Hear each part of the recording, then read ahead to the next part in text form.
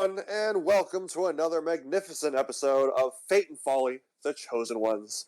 A fable about four souls and the threads of fate that bind them who are destined to save a dying world. And let the cast introduce themselves. Hello, I'm 2Js. I am playing August, the Beastmaster Ranger Haragon. Hello, I am Arsonist. I am playing Violin Rakma, the Intelligence Sorcerer Fighter.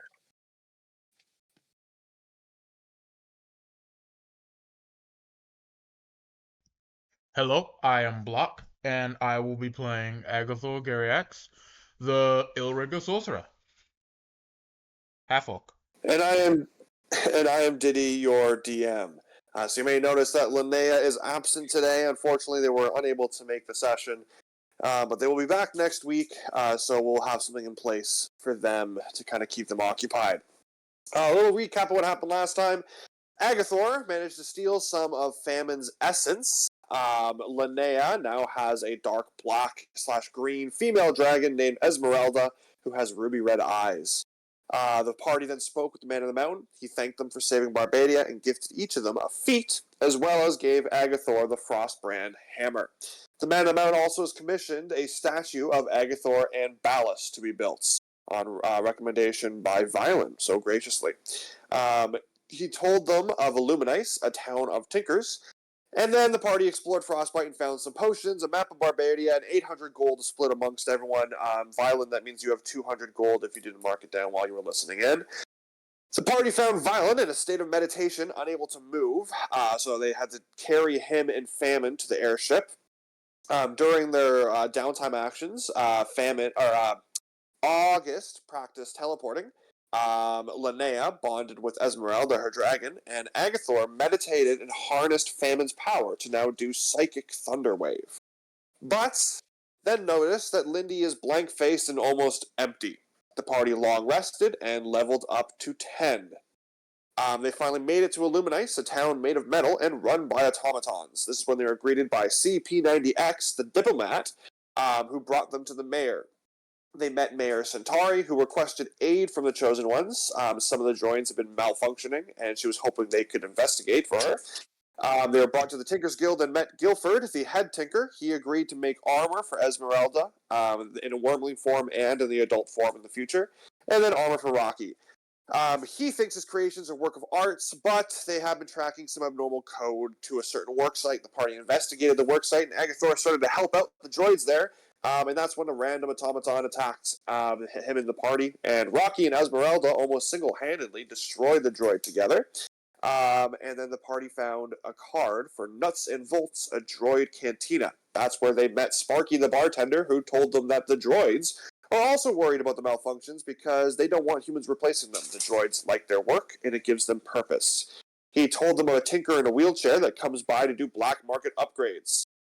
That's Guilford, who was then ambushed by the party in the bar. He trapped himself inside a metal cocoon with a timer. They had to answer riddles to defuse a bomb that would have wiped out all biological life, saving just the robots. I know it doesn't really make sense the bomb to be designed that way, but that's how it was to make it fun. The mayor arrived with some robot guards who took Guilford away to prison, and she gave the party a robotic arm as a reward, and that's what August took that for the party. Previous session's plot point was Linnea's. This session plot point goes to Violin.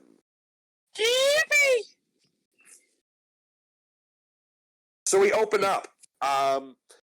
Linnea, having wanted to speak more to Guilford, and there was kind of a bit of a debate that ended the session, she actually is going to pursue the guards with Guilford and follow them off to intending to treat with him in some manner, probably in the prison. So that's why she's not going to be here right now.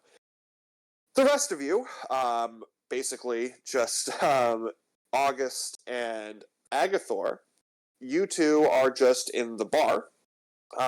Still, Nuts and Volts. And in the bar with you is Mayor Centauri with some more other, her robot guard, and then CP90X is also in there with you. The mayor has, then looks to you guys and says, well, thank you, Chosen Ones. we have actually begun confiscating some of the black market upgrades, being able to track that particular kind of patchwork code that's around now. The AI has been very helpful in this manner. And so we have collected all these pieces of equipment that we perhaps could possibly use for ourselves, but is there anything that possibly you would like for us to fashion for you or perhaps your airship? So you guys had asked in the end of the last session if you could upgrade your airship. This is kind of my way of allowing you to do that. Has Violin Yeah, been on that would somebody's be. back? Sorry. No, you're still in the airship, Yeah, technically. you're not there, Violin. Shut up. Just making sure. Jesus. Yes, Yeah, we'll you're in try the and airship. corner. If we could do like an armor plating on the airship, or like maybe some like ballistas, that would be like really cool. I Or will maybe set my even best. I don't know how much scrap you have, but I will set my tinkers on it, and when you return to your airship, they will have something prepared for you. In the meantime, you can stop by at the Tinker's Workshop, the guilds. I believe they'll have some rudimentary armor in place for your steeds here. And is there anything else of me that you would like to ask? now that I have this fancy mechanical arm here, I know that there's the Tinkerers Guild, but are they the only merchants here? Or is there like a traditional blacksmith that I can go find a shield at? Yeah, we would have. You can go to the market square. There's plenty of different kind of regular shops there. But the Tinkerers Guild is what our specialty is. That's kind of our bread and butter, what sets us apart from the others. But yes, you could find anything you would normally find in a market at our market square. Alright, thank you very much. I guess we'll be in town for another few hours. If you need anything, just, well, we're here until the airship gets fixed up, I guess. So, I will bid you adieu, and make sure nothing crazy happens. No more diabolical little people. No, of course. I will go and consult with our AI to just ensure that everything is safe and the processing of all black market upgrades has been taken care of.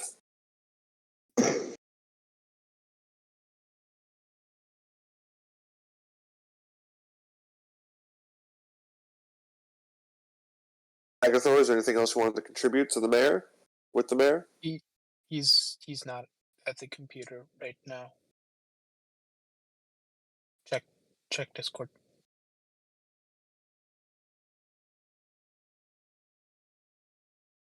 I don't see anything. And the dice roller chat.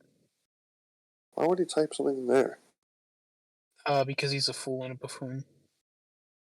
Okay, well then he doesn't have anything to contribute. So yeah, the mayor will basically send CP90X to guide you guys to the market square. What is it you're looking for to buy there, August? Yeah, I don't know when I cut out, but I was saying that I was just going to head to the Tinkerers Guild. Oh, the Tinkerers Guild. Okay. Yeah, to pick up the armor for Rocky and Esmeralda. Okay. Yeah. So that armor is it's like it is metal plates, little chainmail kind of accents, and they can color it in whatever way you would like. But I'm sure, let's say you give them that specification ahead of time. But it's going to work like a shield, basically. So it's just a +2 to their current AC. Cool. For flavor-wise, I guess I'll describe it. Like you said, it's just like chainmail and fancy metal plates and stuff, but it's got a real deep forest green color. To almost kind of match with Esmeralda's scales.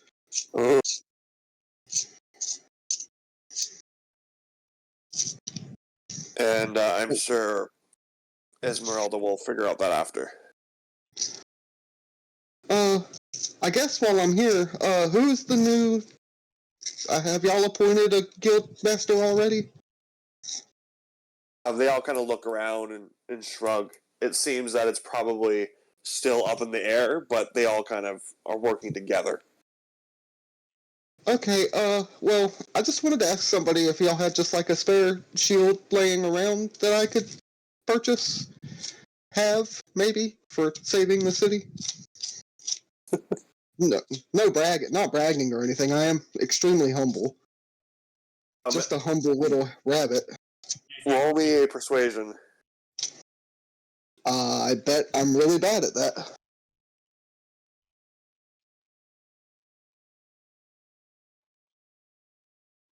Yes. You're very humble. I got a natural 1. Yes, very humble. They once again just kind of look at you and shrug and go back to their work. All right, thank you. Have a good day. I just leave out of embarrassment. Agathor, I guess technically you were there, unless you think Agathor would have went somewhere else. As you walk out, Agatha will say, "Can I just buy a shield? How much?" No, they don't look up. I mean, he just tried the same thing and he rolled a natural 1. They're not impressed, so they're not looking up at all. There's a market square we can go to, Agathor, that has regular stuff too. I think they're kind of just like custom builds only. Looking around, do they have anything on display, or is it really just they're just making it?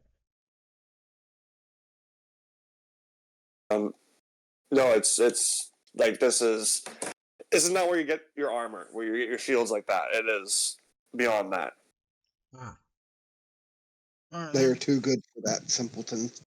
That's beneath them. Yeah. Should we go check on Vylon before we go to the market? Also, maybe make sure they're not like disassembling the ship with Lindy and all them inside of it. Yeah, we should probably go check on Violet. Last time I heard, they lost someone close to them. They murdered some squirrels, so let's make sure they're not murdering anything else. This is like the 3rd time I've heard about this now. I'm gonna have to ask him about this. And well, I want to make sure they're not murdering anything else. So I said, let's go find them. Alright, we head towards the airship. Okay. It's glowing faint purple and vibrating. It's not. Why? Oh, okay. Fuck me then. Shit. Why would the ship So, be doing that? I'm allowed You to kill could- squirrels, but I'm not allowed to shake a fucking blimp? You could use No. your plot point. That's fucking stupid. Yeah, that's why you just let me explain. Guys, come on. Jesus. Amateur hour. Let the DM set the scene. Okay. You guys make it back to the airship, and the automatons and the various folk have kind of like they've taken over your ship, but they're working at such a speed that by the time you get to it, they're already leaving, having built what they were intending to. And you can see now on either side of your ship, you have your cannons, you have your ballista, but now you have these 2 plasma turrets. Whoa! I'm sorry. Did you say plasma turret? Yeah, so you know the automaton you guys fought at the construction site. He shot Agathor with like his plasma gun. That was like his black market upgrade he had gotten. It was the hidden secret software upgrade that made him go crazy. But that was what Guildford was building, is those kind of upgrades. So they had turned it into this kind of turret system for you guys. It's a ranged attack weapon, +6 to hit, range of 120 feet, just like your other weapons there. You can only target one target, and when you hit, it's a 4d6 +3 fire damage. +6, 120, one target, 4d6. Yeah, don't worry, I'll post it in the chat. Let me see if I can just find it. Already got it. Mm. But they built that on either side, so you have two of them, one on each side. These also can be fired each round, unlike the ballista and the cannon, which require a round to reload, or an action to reload, not necessarily a round. But these can just fire. So if you like shoot, you can step off, the next person can just jump on and shoot. I will say it'll take like a luck roll afterwards that if you roll a natural one, it will malfunction and not be able to be shot the rest of the combat. But otherwise, you can just keep reusing it. Awesome. Here, about to send it. Oh, so it has like an overheating thing. Okay. Yeah. Just like any proper turret in any video game ever. Yeah. Anything with infinite ammo, you have to give it overheating. Otherwise, it's too broken.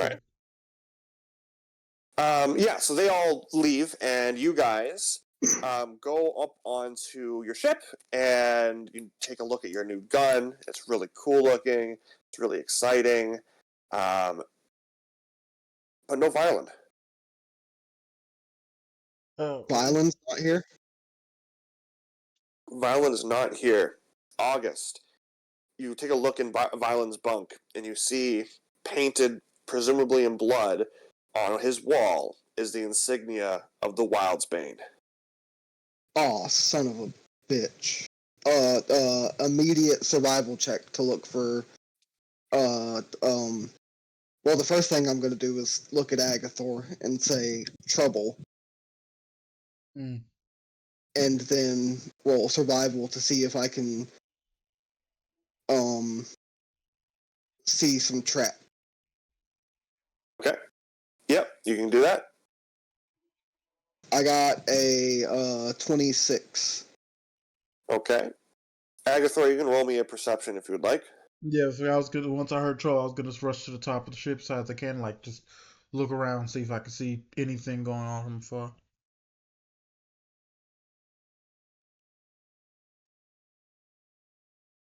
Ah, 17. Bad roll. Uh, August, you can immediately find tracks heading east towards the mountains. Agathor, you kind of being a general perception looking around, you hear on the wind the faint sound of jingling bells and the smell of gingerbread and pine. Suddenly, you both feel the ground begins to tremble. I'm gonna start trying to get the ship off the ground. Good idea. Alright, everyone's on board. Roll me your proficiency plus intelligence, I think is what we said. Yes. It's been a while since I made you roll for the airship. Basically just an intelligence saving throw.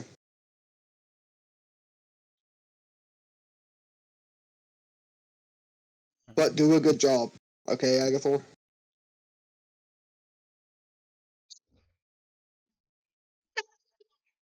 Oh no. Natural one for a six. Oh no. Wait. Luck point. Luck point. Luck point. Luck point. Luck point. Luck point. Luck point. This is your last one. No, we long rested. That Yeah, was but not before between that. Did we long rest between now and then? I don't think we did. I don't think Okay, we did. instead of him using a luck point, since it's just me No, and no, him on the ship, we will used I it- say that I am helping? We used the luck. Jesus. No, when we got the fee, I used 2 luck points when we were traveling to this town, but we long rested before that. Yeah, exactly. Before that, not after that. No, what? No, on the travel to this town, we didn't long rest. He's I don't talking think about so. using he uses luck points while doing his downtime actions and harnessing like the famine shit. So yeah, he would have long rested and got them all back. Doesn't matter. Roll again. Come on. Let's just go. This is taking too long. Okay, 22. Calm down, Speedy. Okay. You can manage to take off just fine. You guys get up in the air, and now once you're up in the air, the first thing that you notice as a group, there is something very large burrowing towards Aluminice underground. Second, you notice a wagon being pulled by two giant oxen heading to the east. A siren begins to sound in the town. People go fleeing to their homes. Automatons begin to gather to protect the city against the oncoming underground foe. The top of one of the towers opens up, and unfolding from it is a giant mechanical crossbow with a magical light being charged, kind of where the bolt would typically go. Everyone can roll me initiative. What just brought out this new weapon? The wagon into the east or the walls? The city. Yeah, Like It's the a tower central in the tower city. in the city. All right. Am I included in everyone? You're rolling initiative too, yes. Okay. Is Lindy Suku on the ship? Yeah. She is. I currently, Okay, so I gave her a bunch of food and toys or whatever, and she's currently in her room. they only took Violin. Lindy was with you guys in Aluminice. Okay. I got a 19. I got an 8. I got a 17.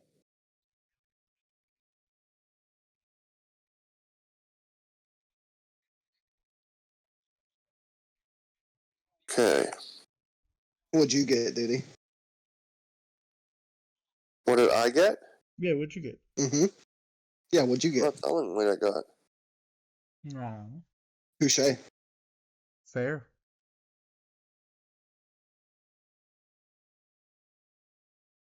How Just many gonna enemies rewrite are it. there?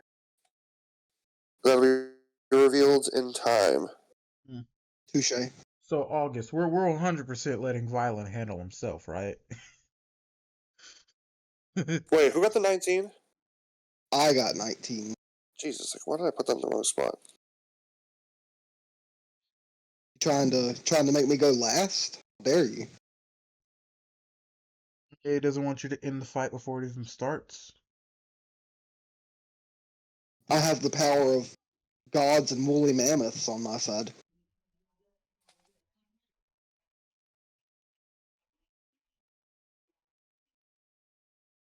Remember when I was all like, it's okay, I'll come back to get a shield after we check on the airship.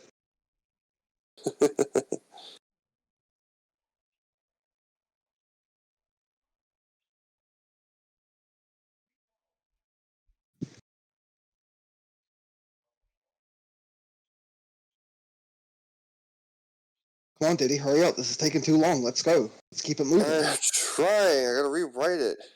So I have it in order.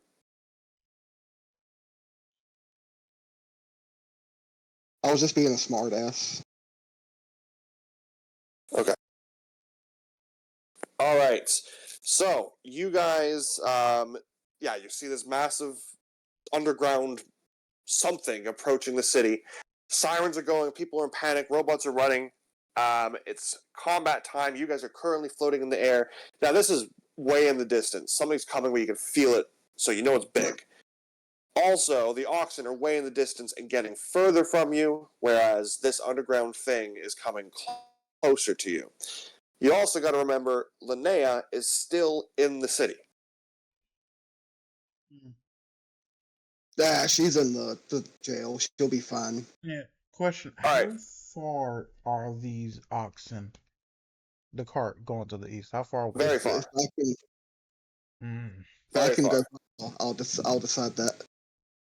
All right. Figure that out. I mean, not decide it. Can I roll perception to see from this far if that is the Wild's Bane that are being pulled by the oxen? I'm not going to make you roll perception. Yes, that's exactly who you can assume that would be. I would like to know how far away they are. They're far. Like more than 120 feet? More than you're going to 50 have feet. to. You got to pick one or the other. If you choose one, you're unlikely to be able to interact with the other. As in, the ship's going to have to move. You can't do anything from where you are.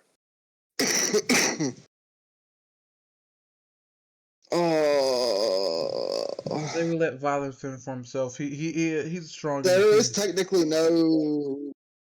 Jesus. technically no range listed on my mammoth tusk horn. If I blow into that horn, do I just get to decide where the stampede happens? Yeah, I guess it's kind of like a feeling. You're conveying that. I want that cart right there. All right, I don't want to move the ship then because I can realize, even though Wildsbane is my enemy, that the city is in probably much more danger. So I blow into the mammoth horn and think about the wagon being pulled by ox. Oh, so you want them to attach? I thought you just said you wanted to attach the underground thing. I do, sorry, but it's not revealed yet. So for now, the mammoth are going to go after that, and the ship is going to be in position still deal with whatever is underground. This is just like my way to do something proactive right now without having to move the ship. Okay. Yeah, so that you enact the herd. Did we have a there's a certain damage that you do when you do the stampede, right? I think I gave you that stat. Summon a stampede only while in Barbadia. Wasn't it like 10d10 was the hand grenade? I don't remember what it was. I'm not gonna lie. I think 10d6 was it, maybe? There's one massive charge with 10 mammoths. Okay, so mammoth. I would say probably a d8 for each mammoth. Don't worry, I'm looking it up right now. Okay. Trampling charge. DC 18 strength saving throw. Oh, it's a gore attack. Okay, so it's a plus 10 to hit. 4d8 times 10. Oh my so god. 40d8 plus. I'm just gonna. Everything in that wagon, including 4d8. Yeah, 40d8. Okay, so Violent's dead then. All right, good. We gotta roll. I'm just gonna roll 4d8 and multiply it by 10. How about you gotta roll the hit before first. you make that roll, you could just roll in the Discord roller. That way you can. What Diddy said something that was probably more important. What was that, Diddy? Roll the hit first. Oh. I got a 19 on the die, so. Plus 10, 29. Okay, you'll hit. Alright, Violin, you need to make me a. We're gonna do a dexterity saving throw. I know it says strength, but this is gonna be dexterity. Don't roll any. Don't, and also please don't roll it in the mic. We can hear it. Sorry. Jace. Roll in the Discord roller, because if you just roll it normally and then multiply by 10, you have more likely chance of doing less damage. No, it's fine. 22 times 10, that's 220 damage. Holy shit.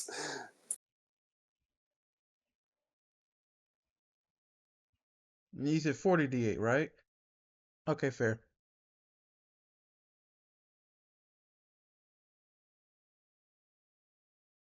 What did you get? Dice roller. 107. Yeah.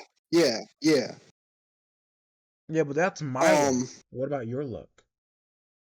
Alright. Apologies, Island. I did not realize this would be so devastating. Violin, did you make me your dexterity saving throw, please? Yeah, let me check something real quick. They got some fighter levels. They'll live. Damn. Alright, well, it's only a 13. Oof. That was a. Okay.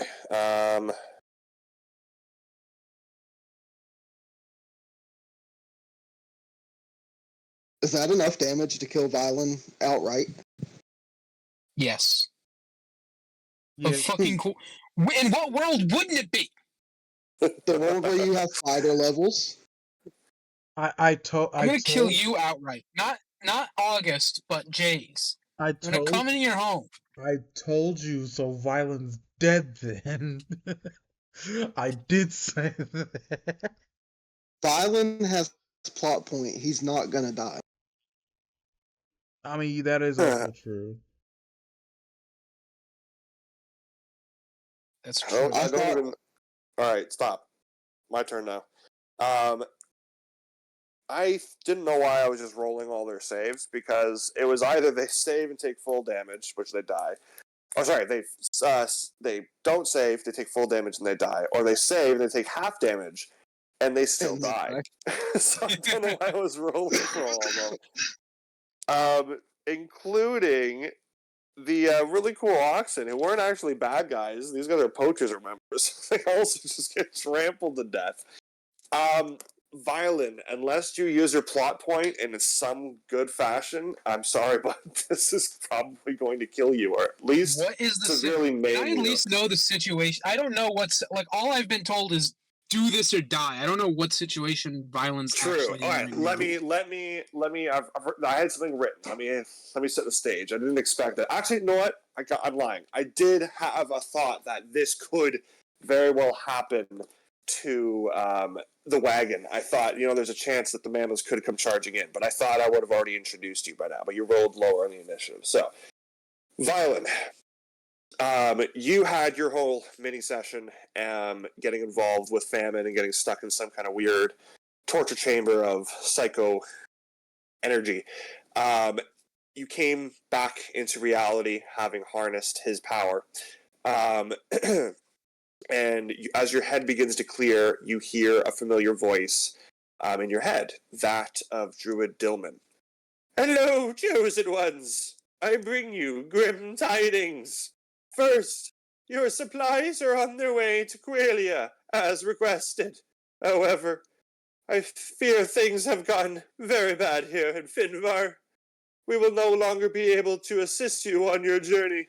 I fear this may be the end of the rebellion. Good luck, chosen ones. We are all counting on you. And silence. This would be sending, but he's leaving a longer message, and you're not able to reply. You awaken in a wagon, moving with haste.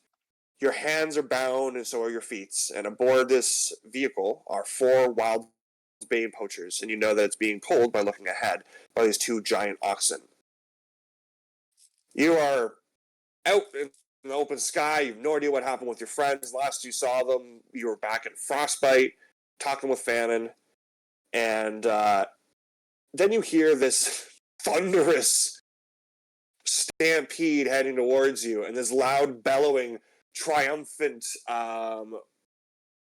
cry of a herd of mammoths, and the poachers yelling, bloody hell, what the fuck? And they're freaking out, and then just chaos. And you're flying through the air now, hopeless abandon, currently tied by the hands and the ankles as these mammoths come stampeding through.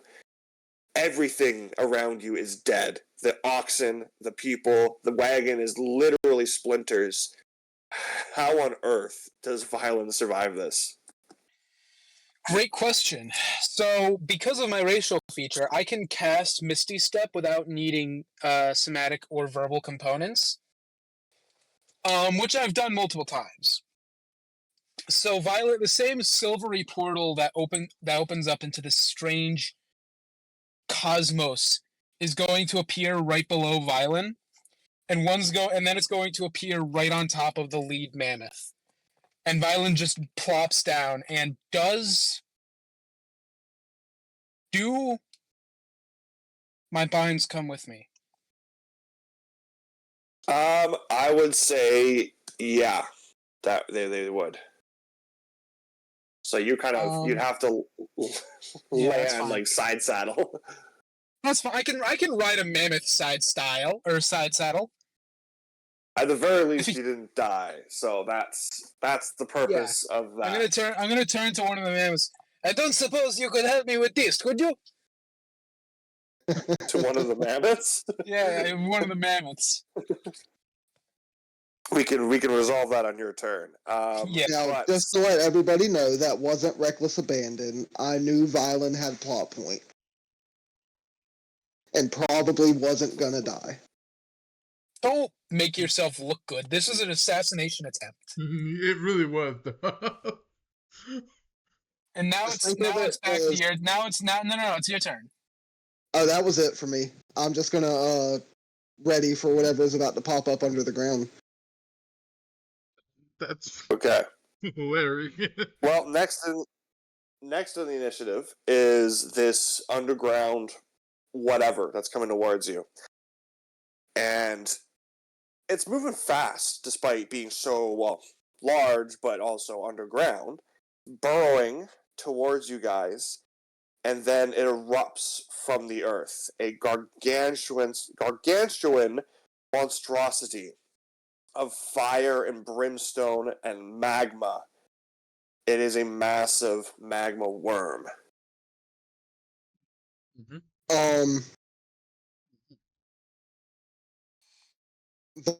Valen was the only one on Earth for all that stuff that happened, wasn't he? Yep. Hey. So neither me Hold or on. Agathor would recognize this as Linnea's mother's Hold on. magma worm. Hold on.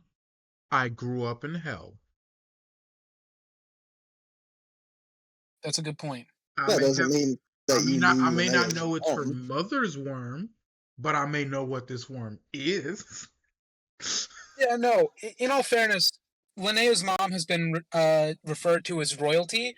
I feel like if there was a queen of hell riding a city-sized magma worm, that's something people would talk about, like all over the place, forever. Does it have any ranged attacks? Can it actually hit us? You've never seen this before, so you do not know. This creature is alien to you. On its turn, it's traveling along the surface now, but at a faster pace. It is going to just continue towards the city. It's not going to reach it. It's not going to reach it on this turn, but next turn it will make it to the city. Okay. That's terrible. Thanks. All right, Violen, your turn. You're now sitting on top of this herd of mammoths who are not going towards the city where you see all this chaos and you can see the blimp in the distance. They are just stampeding off into the distance as if they were going to go off screen and no longer exist. Do I have my gear? You have everything, yeah. Can I wiggle out one of my shorts? I know I have a bunch of short swords on me. Or no, wait, I have my fucking armor. I'm just gonna cut my ropes on my armor. Okay, you do that. I cut my binds off, and then I take out my spike, and I just cut off my my feet. Cut off your feet? Oh wow. No, I'm not that metal, okay? I cut off the binds on my feet. And how far out to the city? It's a long way.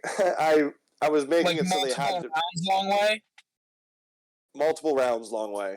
Oof. Don't worry, they won't be dead in a couple rounds. I can tell you that.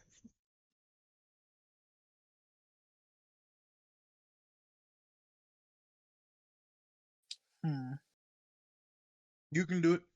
I believe in you. Dash, misty step, dash, misty step, dash, misty step. I think you don't understand how many misty steps I have. How many? Not that many. How many? 4? Metagaming. And I already used one. No metagaming. Let me think. If I were to cast Jump on myself, could I theoretically just jump all the way there? Obviously not all in one bound, but like, would it be faster? Because Jump is determined off your strength score. Oh gosh. I would say sure. But how long does Jump last for? Like a minute. Okay. Yeah, I would say long enough to get me faster. there. But you're still going to be outside of combat for a lot longer than your friends are going to be. I feel like there's no world where jumping is faster than just dashing each time. I feel like this is a superpower jump though. Well, yeah, but jumping doesn't give you more movement. Doubles so you still only move your movement. That's true. Well, the DM's saying it works, so there we Yeah, go. but the DM says no, so fuck you. That is fair. That is a valid argument. I recant everything that I said previously. No, from the DM is a valid argument. So yeah, I'm gonna do that. I can use it as that's another racial feature of mine is that I can cast jump once a day. So I'm gonna use that and not spend any spell slots, and I'm going to boing my way all over. I'm gonna boing my way there like a rabbit. Roll me acrobatics as you dismount from a moving herd of mammoths.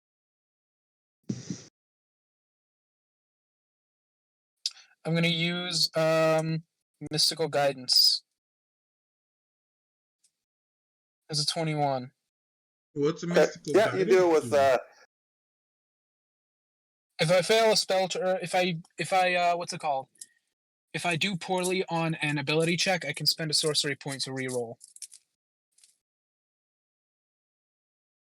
okay. I'm not allowed to know what happens, but I can do it, before that. You dismount with such elegant grace. You, in fact, are able to kind of roll it into a nice bow to the mammoths as they continue running. And you do a little hop, skip, and a jump and start your way back towards combat. You guys just see a speck running away from the mammoths. How the fuck is that? Is he jumping like a flea? See, Agatha, I told you he'd be okay. Aguilar just turns to you as he's lifting the ship up. You are aware he almost died, right? He looks fine The from here. mammoths were not necessary for him at all. I feel like he could have got out of that without the mammoth. It's Violin we're talking about. All right. Next up in the initiative, the robots, the automatons that are currently guarding the city. They are... Well, they're not designed for battle. Some of them still have their black market upgrades and are ready. Others are holding miscellaneous items like pitchforks and rolling pins. And Bless their free will souls. defending their keepers. They're just going to hold their action and just kind of stand there and wait to see, just defend the city. They don't want to go too far out of the limits. There's a robot with a hammer and a dream ready to face down a magma worm the size of the Empire State Building. Yeah. Next up is the big old crossbow turret thing up on the roof. You see that magical energy fills up a third of the spot, as if it's got some time to go. All right. Word. Next up,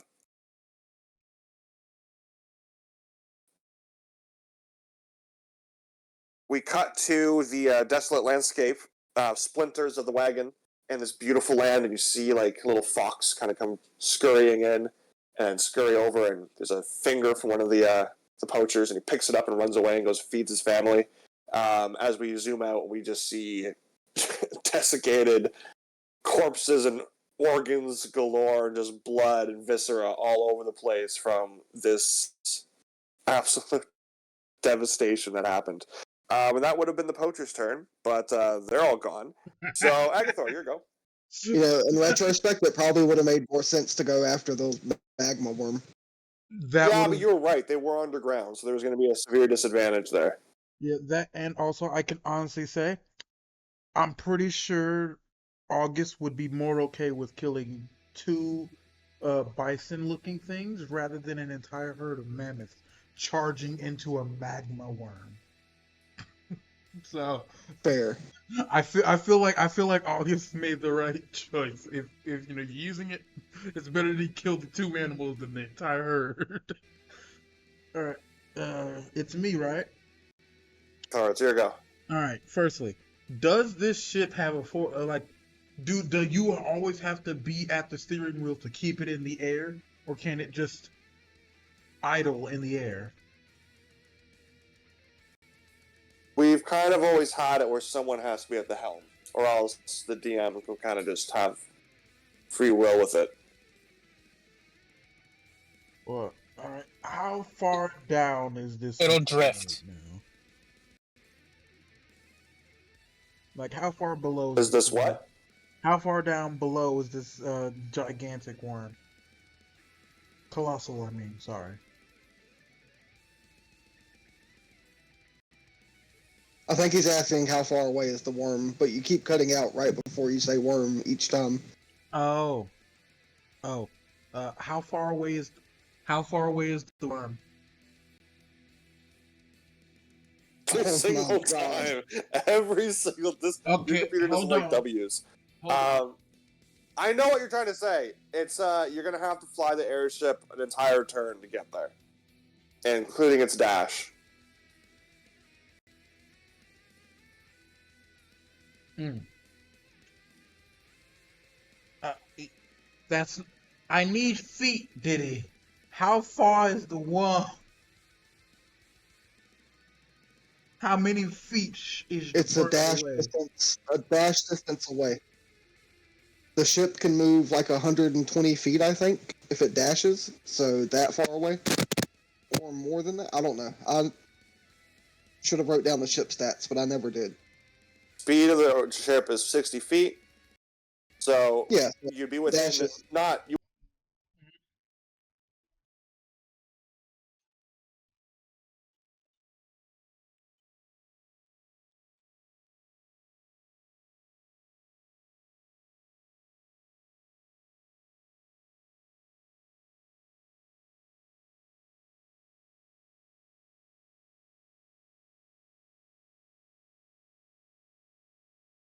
Is lagging like crazy, and I don't know if it's me or not.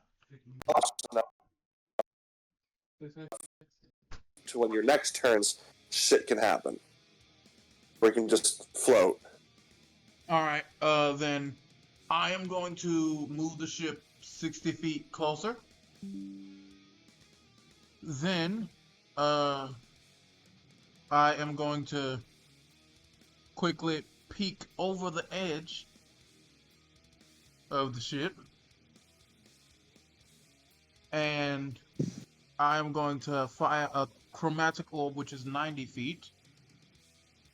And since it would be, I need to go 120 feet to be within range, that means 60 feet. So I should be within 90 feet, correct? No, I said you have to dash to get within attack range next turn. Presumably meaning it's even further than that 120 feet. How many feet away is the worm, Diddy? 500 feet. It's dash. Fuck. Just move the ship. Now Double you made dash it. Now you made it further away. Well, I'm sorry, I'm trying to get specifics because I'm trying to do something useful other than just And I move. don't like specifics. I don't like it. It makes things so tedious, and I can't remember it. So right now, you have to Remember move the for airship you. twice. I don't. But then I'm called on it when I want to just do something. So no semantics. You just can't reach it right now. It's supposed to be far away. The whole premise on this was that you had to pick either the worm or your friend. But you took care of the friend, so now it's like you just got to go the whole way there. Alright, well, then in that case, I dash the ship and end my turn. Perfect. August, your go.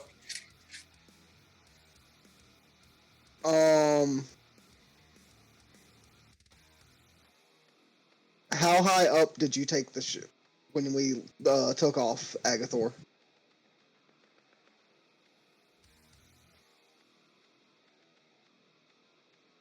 If you're trying to do something where you can reach the ground, like if you're teleporting, I'll just say you can just do that.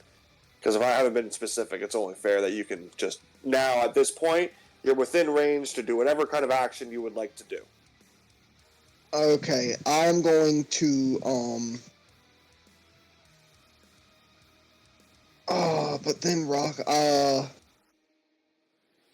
I am going to get on Rocky's back for flavor. Not really. I'm gonna Misty Step down, but it's just gonna be Rocky jumping off.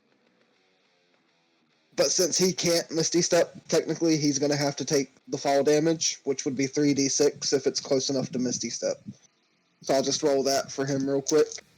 Okay. Oh my god. I rolled 12. So 38. Why did I get off the ship? That was so stupid. You're fighting a And giant worm from the ground. that was incredibly dumb. I'm assuming it's just going to keep heading towards the city, though.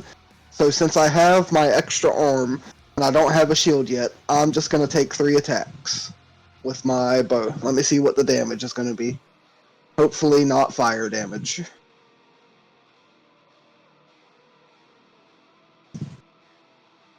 Alright. Lightning damage. So...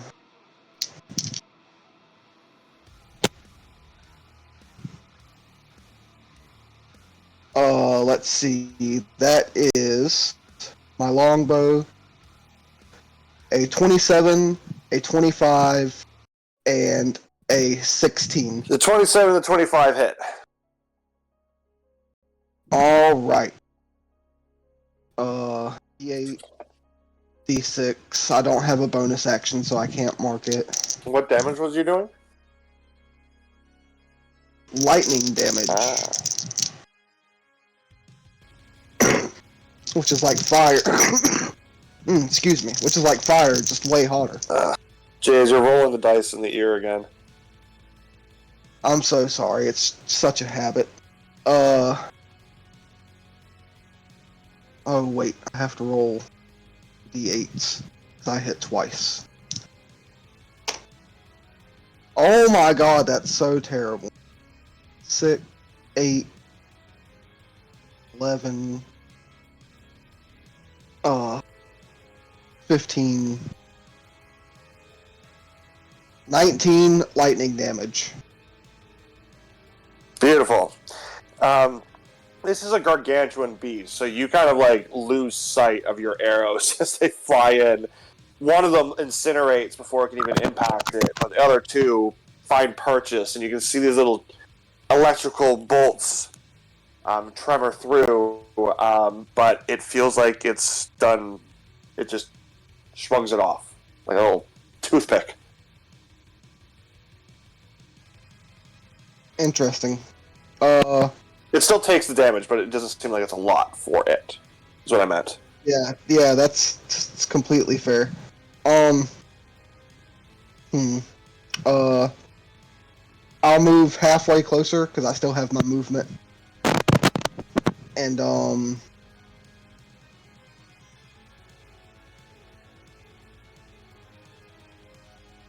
end my turn. I don't want Rocky to have to engage in melee with this thing that's made out of literal lava.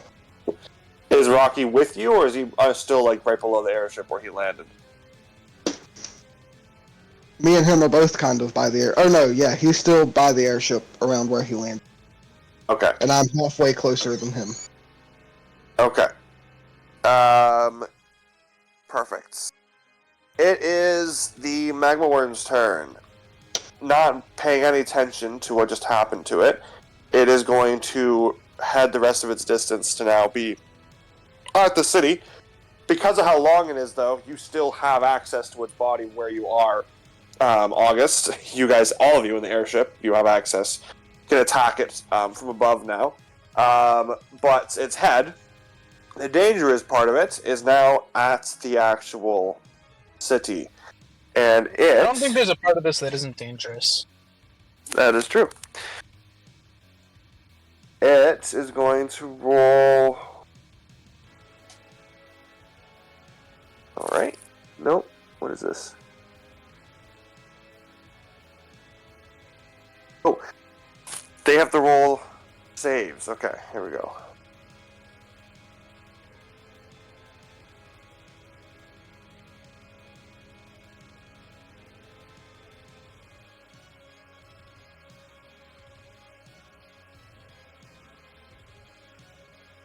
Say there are 20 droids that are there. Shit, that is not good. And... Did they all fail? Oh, we'll couple of them got natural ones right off the beginning. Dexterity, that's it. Okay.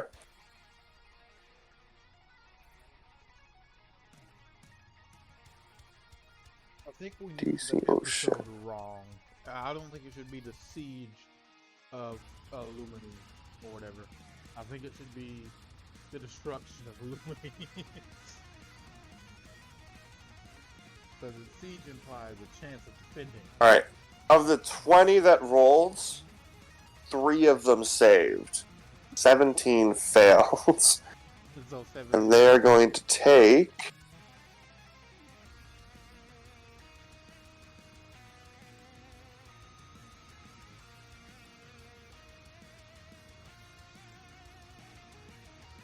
What was their health again? Probably not enough, if I had to guess. So this magma worm rears up and looks down at the robots gathered in front of them, and then just, you see it kind of like, feel like it's regurgitating something, and spews magma and fire all down upon them. Those that failed all melt away as soon as they're hit by these clumps of magma. 3 of the robots remain.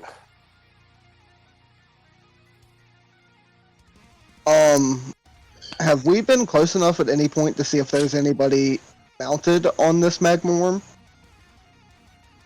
You have not seen that, no.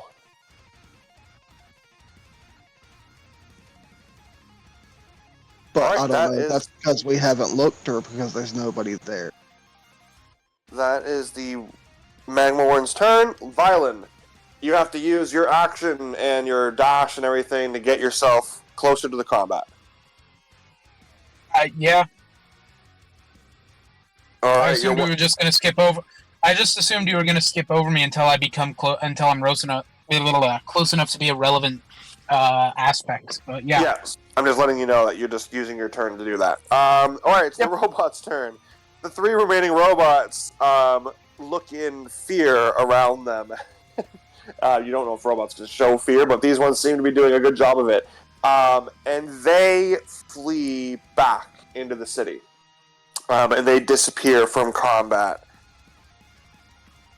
I have another question.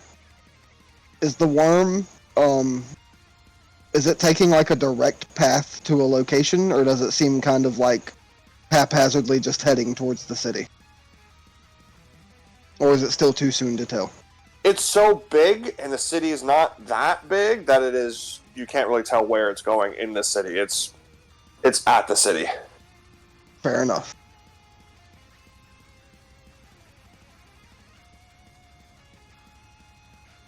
Alright, that turret, the big crossbow turret, it charges another energy bolts. It is 2/3 of the way there. Agathor, your go.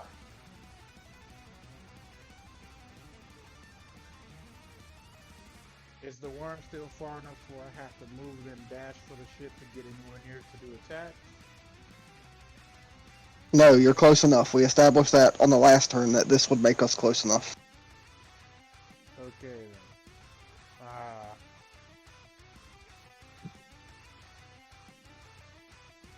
I'm gonna move when you say. So when you say close enough, we're within 120 feet. I'm assuming that's what you mean by that. Yeah, whatever you want to do, I said. Once you're within this range, you guys can all do whatever actions you want to do. You don't have to worry about distances. It's such a big thing. Whatever you'd like to do, you have the range to do it. Alright, and last time August left the ship for some reason. Yeah, that was. I'm still reeling over how dumb that was. Agathor, can you pick me up?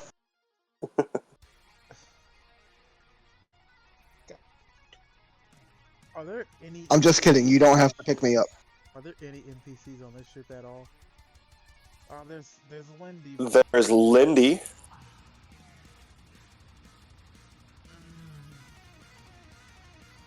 Crap, Lindy's on the ship. I almost forgot about that. I'm gonna make a hard. There was a character. Sorry, there was a character. If you guys had not gone right to the airship, that I was going to introduce. That could have been on the ship with you, but we jumped over that part pretty quickly. Damn it, Diddy, you're supposed to hold our hands and make this easy for us. Nope. Alright, Agathor, what are you doing? What do you want? I'm gonna. Alright, I'm gonna make a hard right, and I'm gonna start moving 60 feet away. But as I'm doing that, I'm trying to bring the ship down for a landing 60 feet away. Can I do Well, that with I mean, what's your movement there, August? It's 30 feet, right? Yeah, but I could also Misty Step for an additional 30 feet. Yeah, so, but what I'm saying is where your ship currently is already 60 feet away, if you were to land straight down. Oh, the ship's already 60 feet. Well, no, I know. I'm trying to get. I do not want the ship with the currently mentally targeted child next to the giant magma worm, while the ship is also wooden and silk. I prefer the ship not to burn down, so I'm not picking August up. 60 feet away, land ship, I'm getting off ship. So you want to be 60 feet away from the worm or 60 feet away from where you currently are? 60 feet away from where we currently are. Alright, well, now you're moving yourself out of range of being able to do anything. I guess now you would be 120 feet away from the worm. If we're going to go by now having set distances. Alright. That's perfectly fine. I'll land the ship and... Okay, well that's your bonus action, by the way, doing that. Alright, and I'm assuming my movement was the ship's movement as well? Then Yes. in action, I am going to get on one of the new plasma cannon things and range of 120, so just on the cusp, and just start, you know. Hold on. It's a +6, +60. All right.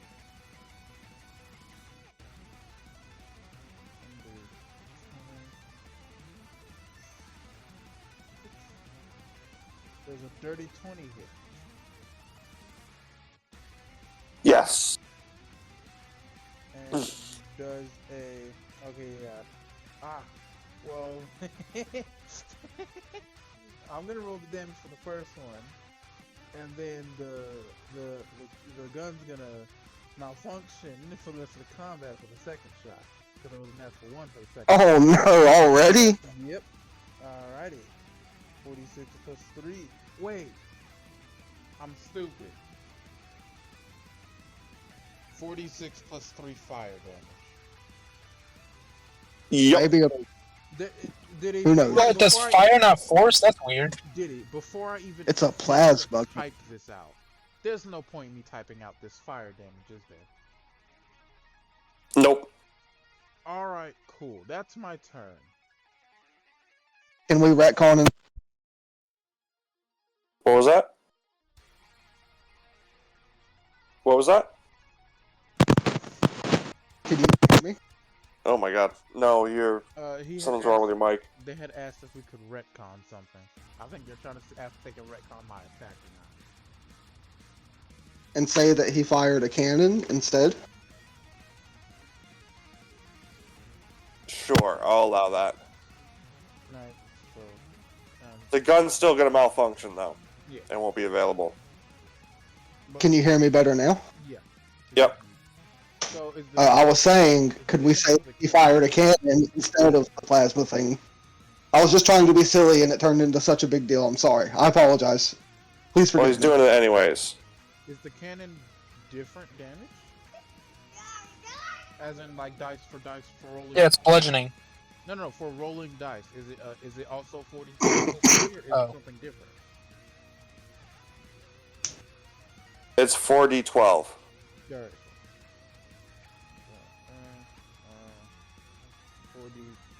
40, 12 plus 3 or just 40, 12? Just 4d12. Alright, that's 26 damage, bludgeoning damage, and then the cannon malfunctions. Diddy, are you doing that thing where all of our enemies are teaming up with each other? Thing. What? Nothing. Never mind. Continue. Why are you giving him ideas? Alright, so your cannon is done. We're back around the top of the initiative order. August. All right. I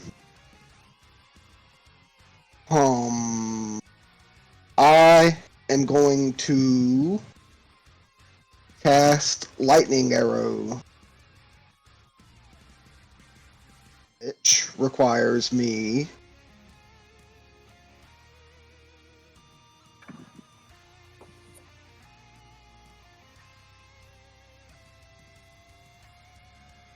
Okay, I have to make an attack roll to see if it hit.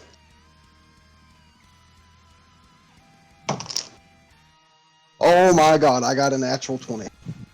Oh, nice. So that's 48 lightning damage.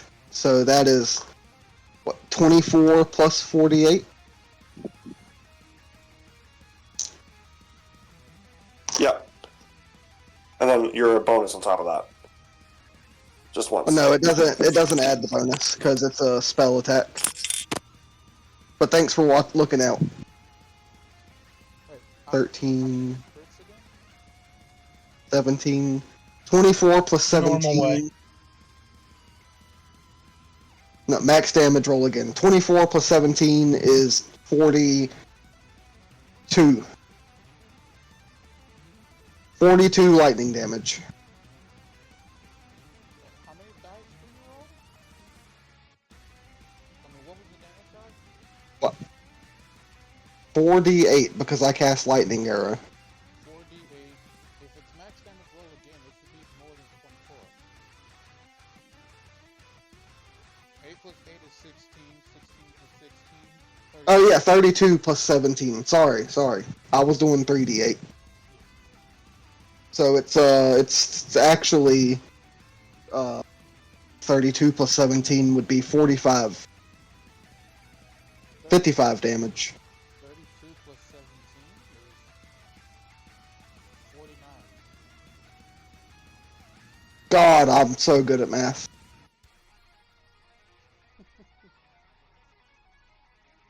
Apparently Diddy is having headphone malfunctions.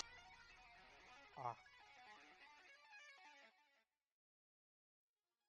Well, yeah. Don't worry. Black Man here for all your math needs. Back.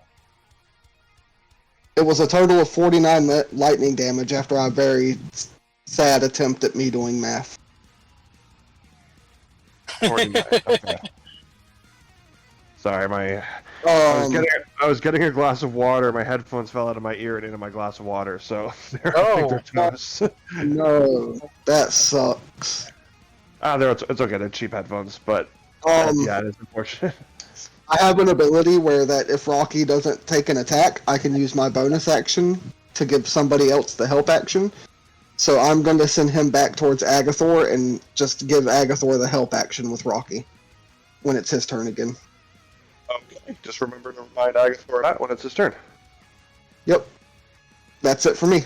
Or I guess I'll move another like halfway closer, trying to kind of like stay behind buildings or just anything I can like duck and cover behind as I move slightly closer each turn.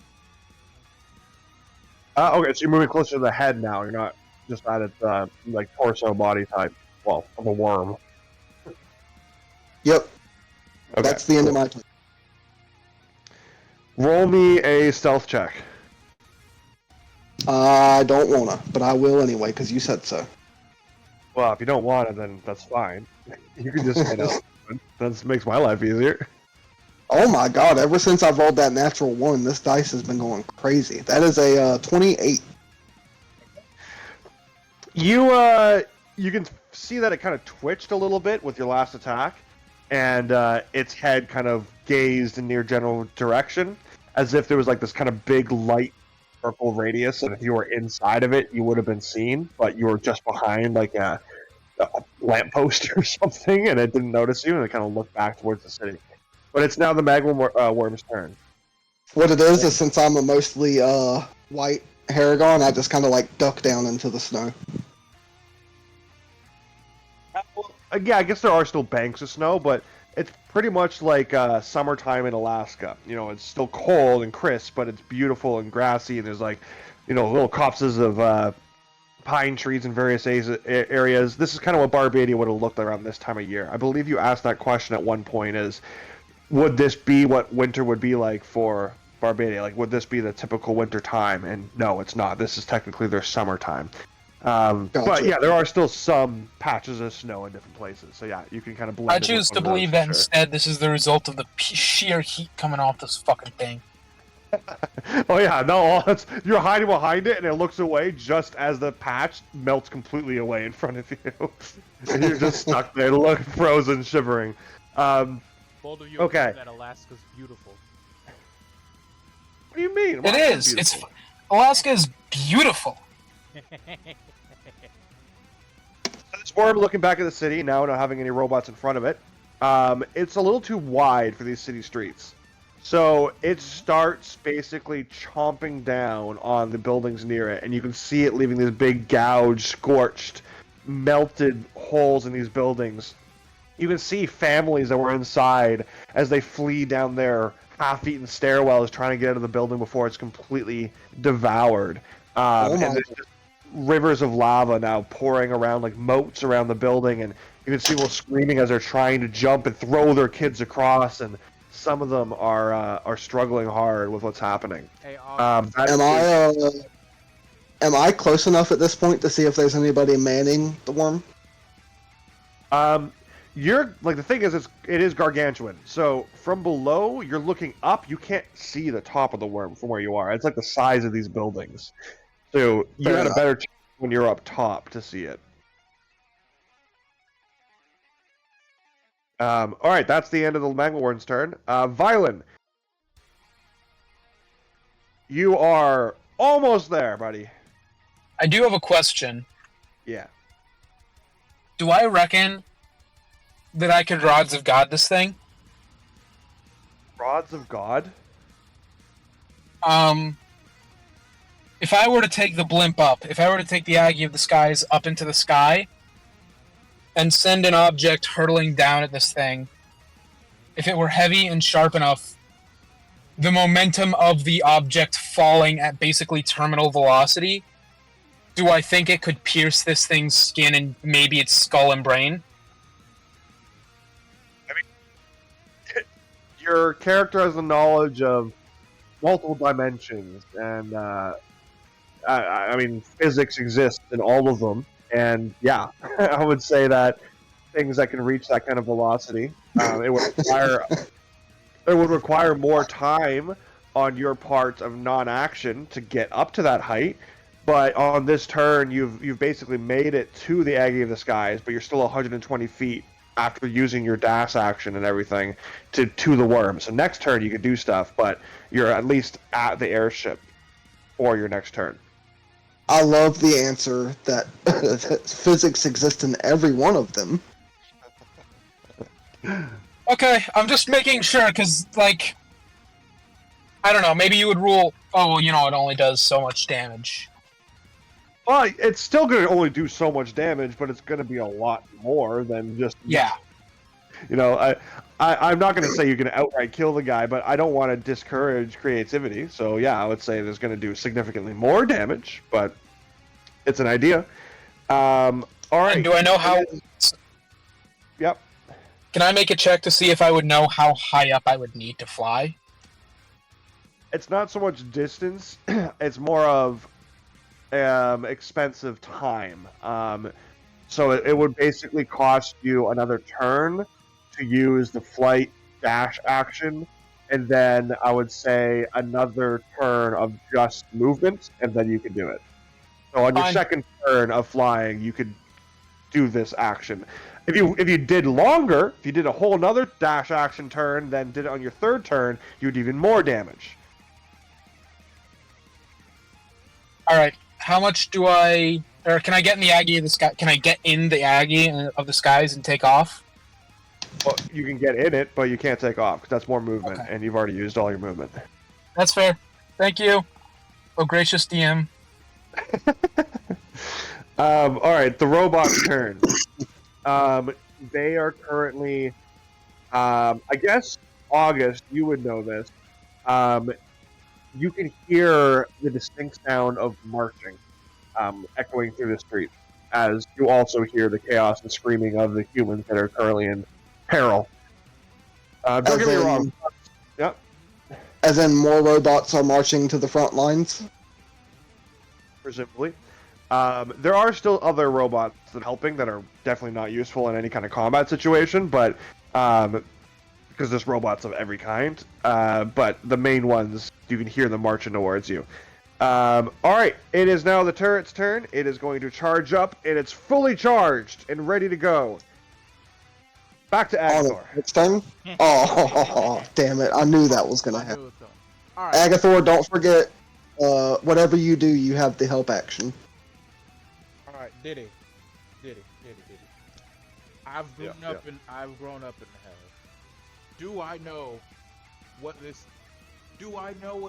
can I make a roll to know what this thing is weak to, or like its elemental resistances, or weaknesses? Well, you can pretty be sure that it's resistant or immune to fire. Mm-hmm. That's kind of a given.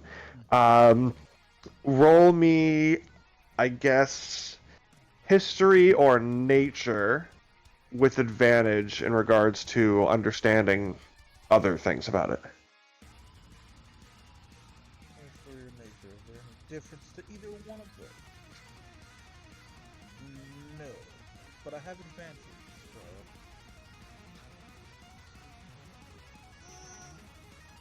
Alright, first roll ain't bad.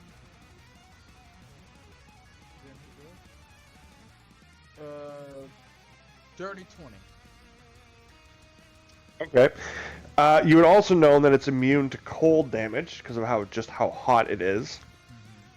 Weakness-wise, it seems like it can take a lot of damage. So, in knowing this beast and I guess the general anatomy is applied from worms, there are multiple segments that it could survive if one were to fail. So, it seems that the most weak spot to go for would be the head. All right. And do I know of an element that it's not weak or resistant to, or that's not immune or resistant to? No, it's just immune to cold and fire. Everything else is fair game. All right. It's not weak to anything. All right, I'm going to start moving forward 30 feet off the edge of the skies. But as I'm going, I'm going to call back to Rylan. Stay somewhere where you are visible. And then I'm going to move forward 30 feet. And I'm going to do an aimed, I'm going to go for the head. An aimed chromatic orb acid at its head. Can we say that Rocky gives the help action by like using his antlers kind of like a tripod for you to line up the shot? It's like a slingshot. Yeah, there we go. That's better. I like that. Roll your attack with advantage then, Aguilar.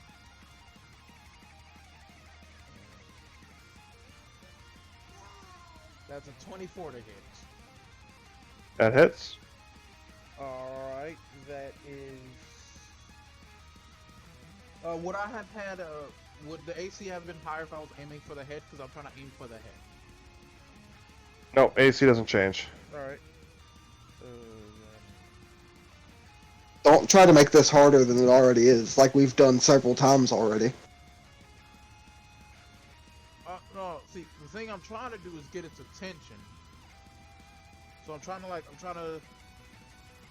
Hey, Diddy, if I give up a single die of damage, Can I make it to where it hits it like right next to or in the eye so I can get its attention to focus on me?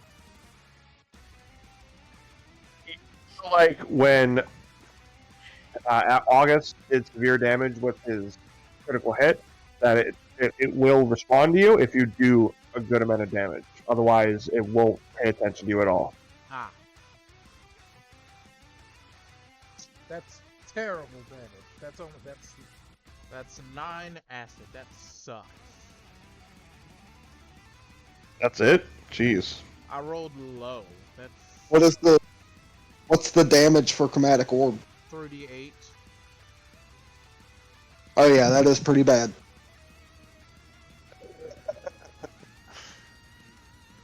Yeah, definitely not going to get its attention that way. Alright, then It's okay. I have one more third level spell. Oh my God, bless you. Alright, then bonus action. I'm gonna use my 2 sorcery points and get that first level spell slot back. And that's my turn. Okay. August, back to you. Well, it worked so well last time, I'm just going to use my last third level spell slot for a second lightning arrow. That is a 25. So it's just 4d8 straight up this time. This AC was going to be too high for you guys. I think you've only missed one time. And that miss was with the natural 1. 17 lightning damage.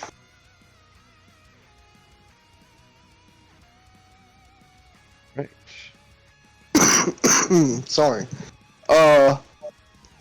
I know Rocky probably doesn't have enough movement to get to me and then move again, but I would like to have Rocky start moving back towards me. And if he can at least get to me, I'll use the bonus action to give myself the help action on my next turn. Yeah, see, this is where I lose track of how far everyone's gone. So yeah, Rocky can get up to you. He has 40 feet of movement, so if he has to dash, he can for 80 feet. So I feel like that would be enough.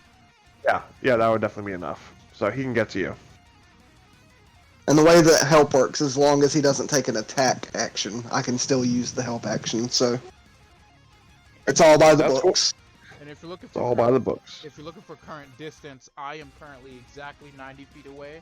Violent is 120 feet away, and I don't know how far away August is. I guess I don't care. It's all good. Alright, the lava worm. It's its turn. It started chewing up some of those buildings. It's now going to proceed further into the city. And it kind of hawks up this big old loogie of magma inside of itself and it shoots it. And it incinerates the base of the giant's tower with the crossbow on top of it. I'm going to roll for damage and see if it immediately collapses or if the building can withstand it for a little bit.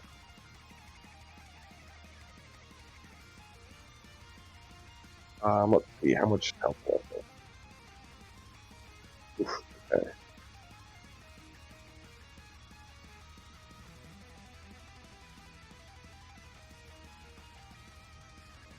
Okay. The building is, you can hear it creaking, but it's not falling just yet. There is some serious damage being done to your big old turret that's been charging up for you. That is the magma worm's turn. It is now back to Violent. I'm gonna take the ship up. I'm gonna fly it I'm gonna take it up and start moving it closer to the worm. Okay. I'm guessing you're using the dash action as well? Yeah. Alright, so you can be about 120 feet above the magma worm. You have to use your movement next turn to go 60 more feet, and then you could attack and do some increased damage, but the higher you go, the more that will grow. Okay. I also have Okay. a weird question. Yep. If I summon something, do you reckon I could use it? I could have it pilot the ship, just like tell it to stay still, or take it down slowly. You're summoning and what you have control over it with that thing. I would have control over it, yeah. It depends on what you're summoning. Oh, fair enough. You summon a fish? No, it's not going to work. Of human intelligence, smart enough to know how to. Like, it wouldn't have proficiency in it because it's a monster, but it would have the required intelligence. Hold the wheel. Yes. Slightly dumber, only slightly dumber than Violin, and certainly smarter than Agathor. Agathor has a +1, so fuck you. It's still smarter. Fuck you. Fuck you. No need. It's moments like these where it would just be so much easier to be, hey, if I summoned this. Well, that's because it doesn't have a stat block. Or a name, I should say. It has a stat block, just no name. What's the name of the spell? Summon Aberration. Then it has a name. Oh, is that your turn? Is going all the way up then? Yes. All right. Marching from around the streets and gathering in the main corridor, blocking the path once again. The Magma Worm. You see in front of you now, August. There are twice as many robots as there were to begin with. They have been rallied, and you can see them in all various states of inebriation as they all just came from nuts and bolts. And these guys seem to be a lot more jam-packed full of the dark upgrades, the black market upgrades, and they're a little bit more equipped for combat. So now They've had some libations too. They're probably equipped with a lot more bravery. Yeah, they've got the liquid courage. There are now 40 robots descending on this magma worm. I'm going to say 20 of them are going to use their plasma blasters. Plasma blaster, engage. And that is... How many? Plus...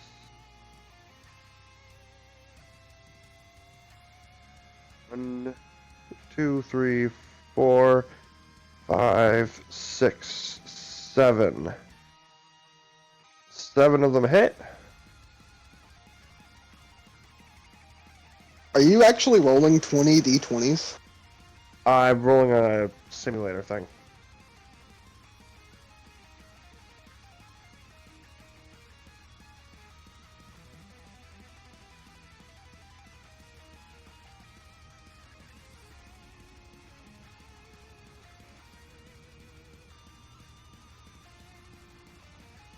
Alright, and they are going to do a total of... Oof, that is great for them. That is 50 damage from the robot. Damn, that's more than I did with my crit. But they're various kind of radiant light damage. Some of them got fire damage, and they were null and void. Some were electricity. So overall, 50 damage that was actually dealt to those attacks. All right, that is the robots. It is now the turret's turn. Finally. This better be badass. So the turret charges up.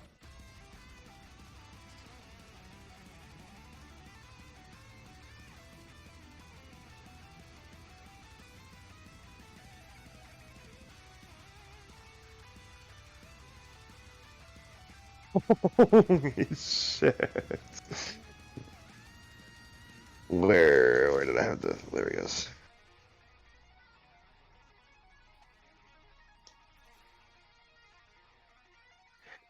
The turret charges up. It's deafening. There's kind of pulsating energy coming from it.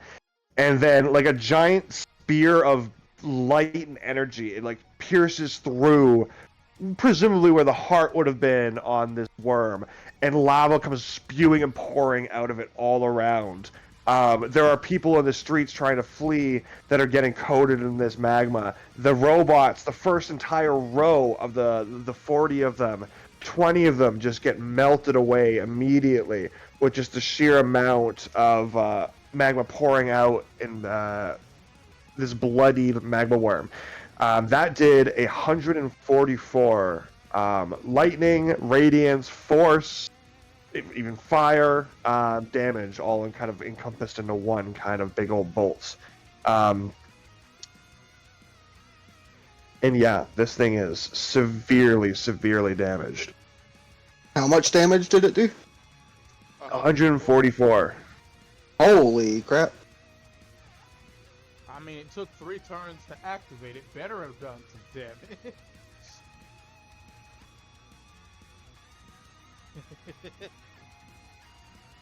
Okay. That is the turret's turn. It's powered down now. It doesn't seem like it has another go in it. Agathor, back to you.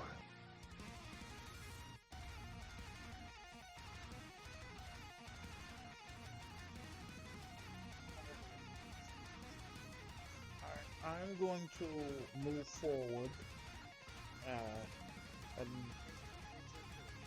going to move forward 40 feet, so I am now 50 feet from the worm. And I am going to send another blast at it. There's no point in trying to get its attention now. That tower did that. I'm not doing enough damage for that.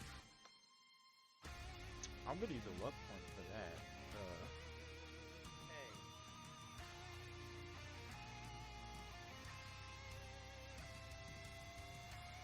14 misses, correct? Yep. Alright, that's my turn.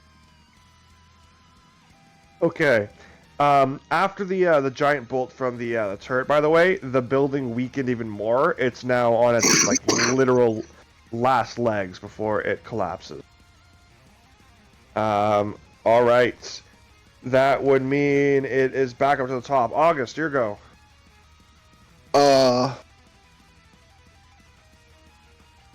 Dang it, I keep forgetting that I can't ride on. That's not allowed. But I did take the help action, so I am... Bonus action, I'm going to cast Hail of Thorns at 2nd level. So I need to roll to hit. 21. That hits. Okay. So... sit.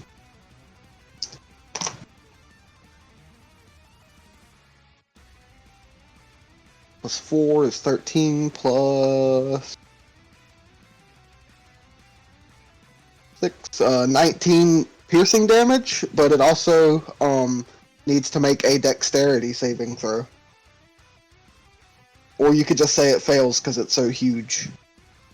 That's, well, it fails anyway. It's got a 7. Oh, cool. So it's going to take an additional... Ooh, that was really good. An additional 16 points of piercing damage. And Okay. I still have 2 more attacks to shoot at it. That is a dirty 20. It hits. And more than a dirty 20. So this is all lightning damage still.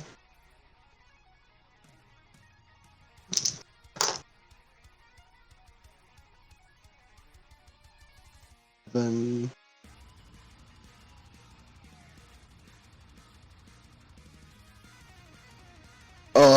34 additional damage. Jesus, okay.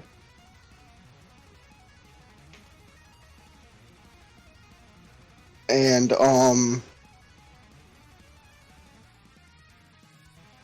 wonder am I close enough to a building for Rocky to climb 40 feet to the top of it?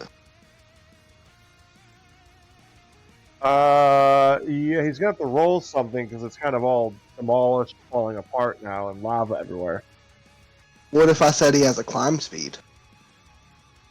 He's still gonna have to roll something. It's dodging the lava and the burning, decaying parts of the building. Okay, it's fine. He'll just stick by. Oh, I didn't roll with advantage on the first attack. It might have been a crit. It was not. Yeah, never mind. It doesn't matter. I don't have anything to where I can, like, see through his eyes or anything like that anyway. I was just trying to get a better look at the worm. Okay. Is that your turn then? Yep, I'll end my turn. Okay. The magma worm is just spewing blood everywhere. It's now just a moat, a giant puddled pool of lava beneath it. And it kind of like collapses to the ground with a big thud. And you see the portion around where that giant bolt of energy went through. It seems to kind of cleave itself around that area and separate into two pieces. And the form, the one that was the head that initially broke off, it starts to inch away towards the turret building that's collapsing. Meanwhile, the big, giant, remaining, presumably dead portion of the worm, it grows a new head, and it's just up, looking right at you guys. And that's going to be its turn.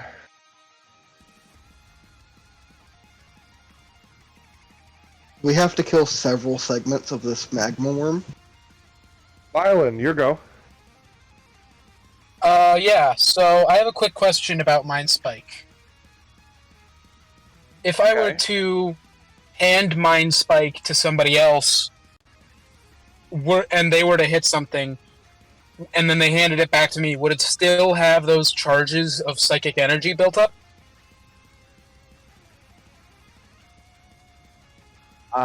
Do you ever ask, like, regular questions? No. Thank you for asking. I'm going to say no, because that's just going to make things complicated. Fair enough. I'm going to cast Summon Aberration and summon a... what's it called? Slotty. So this fucking portal to space, portal into this white void opens up above Violen, next to him, and a slod just drops out. And it looks around and it looks like it's gonna eat him, and then he just snaps his fingers and its eyes turn yellow like his. When I tell you to, you're going to pilot this down, okay?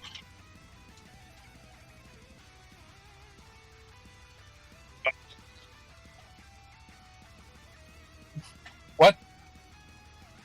You're like, but you burped at me.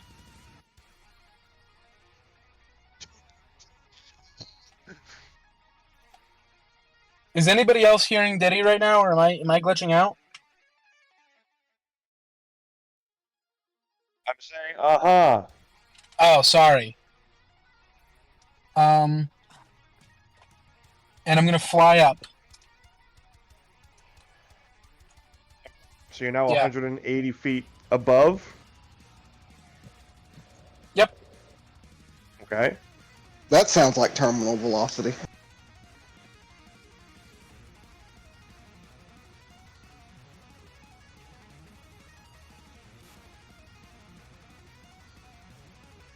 Plan now.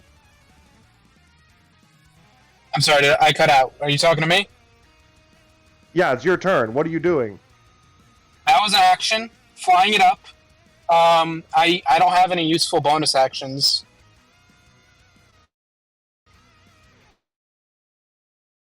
Are you dashing then, or are you just flying? No. I flew the thing up. That's my quote unquote movement, right? Yeah. It's an action to summon the aberration. I see. Also, the height at which to reach terminal velocity is 1,500. So his turn is done, Yeah, is what he's like- saying. He's just saying it with several more words than necessary. Hey, The, get I'm out. sorry. I forgot all my friends were cavemen. Why use many word when few word do trick? I forgot. Sorry. Yeah, exactly. It's the robot's turn. Half of the ones with the shooting abilities are dead, so we're gonna do 10 more. 1, 2, 3, 4, 5. Hit.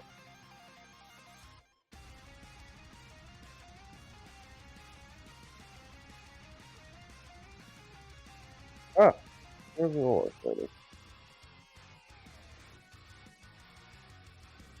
So, terminal velocity is 1,500 feet. None of that. No real physics here, please. Just fake physics. Well, if you want to know for fake physics, if you fall for about 12 seconds, so 2 rounds, then you'd reach terminal velocity.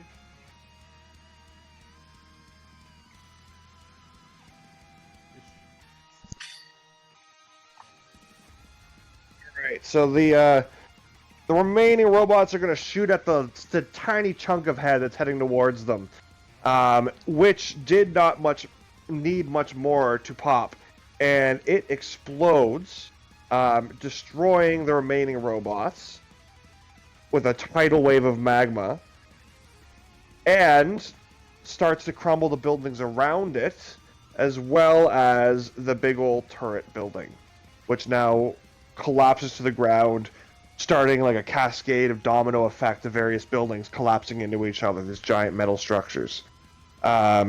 So the robots destroyed one head, but did a lot more damage. Do any of the buildings at least fall onto the other segment of the worm? The buildings that are around that segment of the worm have all been melted away already from their initial attack on the city. Ooh. Okay, that's fair. It is now back to Agathor's turn. Yeah. Before I take the turn, I will say, August, I think it would have been better for you not to hide. Because that city's gone. I'm fine, don't worry. Yeah, you're fine, but the city's gone. Alright. You said there was a segment heading towards us, right? How close is that? Well, how far did it move? No, there's not a segment heading towards us. No, not yet. Okay. Then... Well, I have no other ranged option. Wait, I'm 50 feet from it. I'm gonna move... Ooh. I'm gonna move, 20 feet forward. Place a seal on it. Reaction. Teleport right on top of it. And then smack it with my ice. I can't see how that could possibly be a bad idea. Well, I'm out of ranged options. I have no ranged weapons. What you want me to do? The ship left and Violet didn't. Uh-huh. I asked to stay within sight so I could do something, but he didn't. So I hit with hammer down. First off, you take 11 fire damage. Alright, 11 fire damage.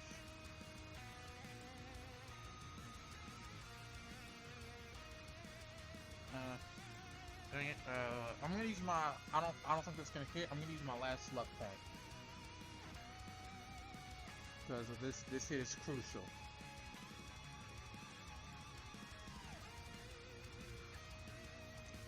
Dang it!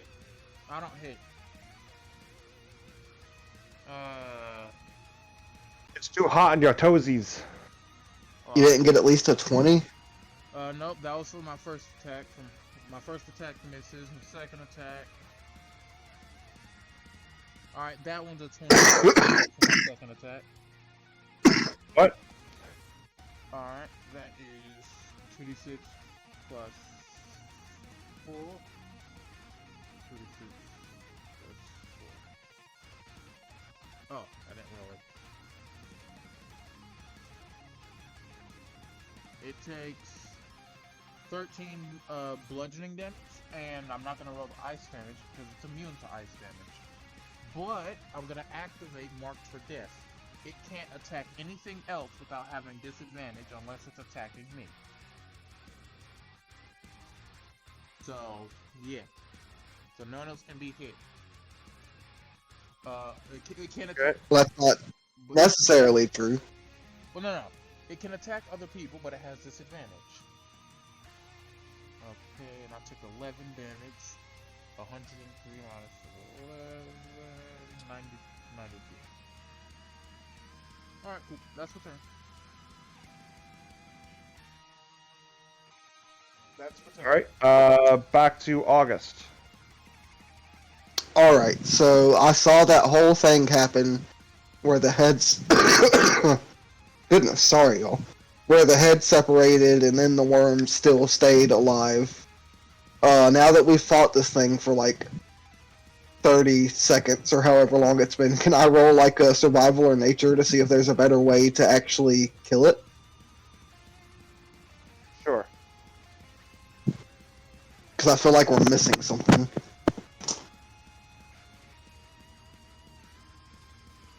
Did you want it to be one of those in particular, or whichever one that works better for me? Sure. Okay, it is a 26 survival check.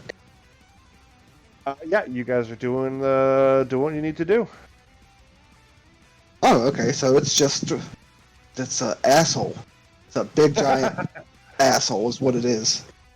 I'll shoot it a couple more times, 3 more times then. I will bonus action Hail of Thorns at a 2nd level. So let's see if this first attack hits. Ooh, that's probably not going to hit. That's a 15. That does not hit. Dirty 20. That hits. And a 21. That hits. Alright, so let me go ahead and get the bow and arrow damage first.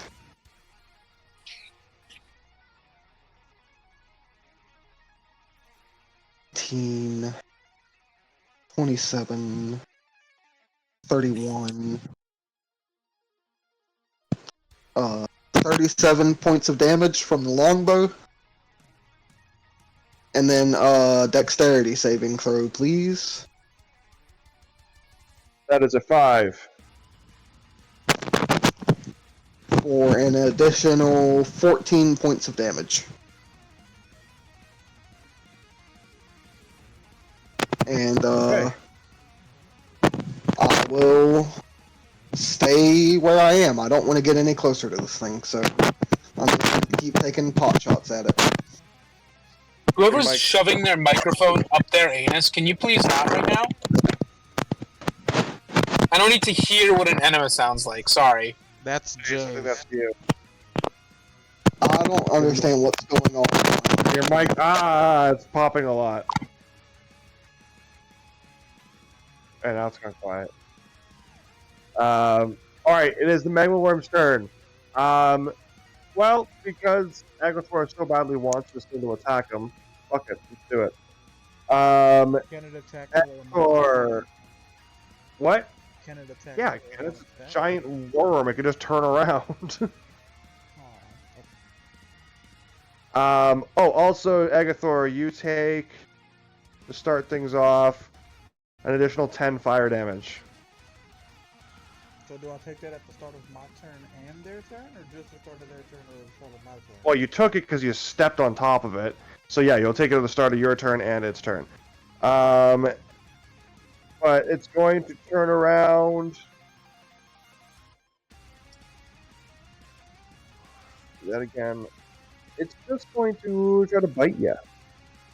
That is 25 to hit. Just gonna take a little nibble. Little nibble. 25 hits.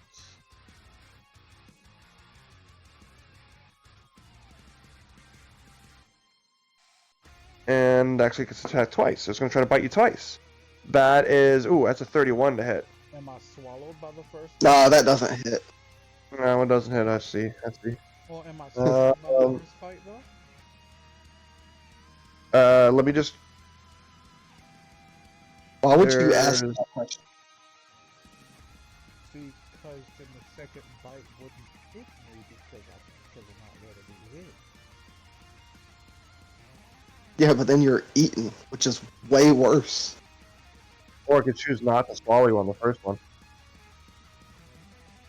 I'm entertaining. Alright, so it chomps down at you. It does 48 fire damage. And you need to now make me a dexterity saving throw.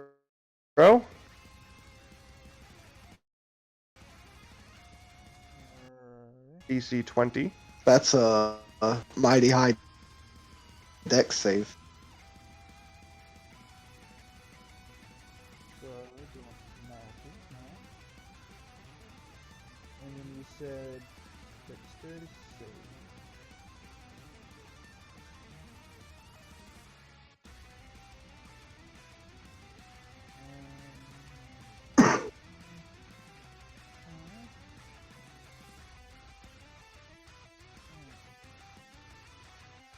That's an 11. Failed. You are now swallowed by the magma worm. Alrighty. That's a bad place to be.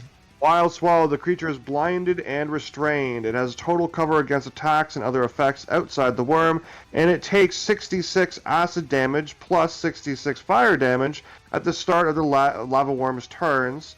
And yeah, so that's what's going to happen. Sorry, are you saying 6d6 or 6t6? 6d6 Okay. So in total, of each damage type 6 of damage at the start of the thing's turn. of its turn, if you're still within its stomach. Do we know? Are you going to tell us how much damage we need to do for him to regurgitate it? No. Okay. Violin, your turn. Can I do just a bunch of little nips at it to build up at my slotty to build up psychic without actually damaging it or taking an action? Are you trying to do? He's trying to cheese it. Yeah, I'm trying to I think cheese the psychics. You're trying to stab your guy so you can build up ability. I like the creativity of diving down from the top of the ship, but no, you're not going to use your own guy as a pincushion to build up ability. Fair enough. I'm gonna get up. I'm gonna get up to the edge of the thing.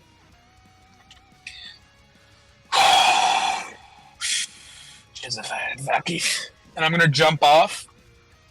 I'm gonna hold my sword. I'm gonna get ready to throw it at this thing's head. And once I'm at, Did you, because it's your next turn, did you use your movement to go an additional 60 feet up before you dove out?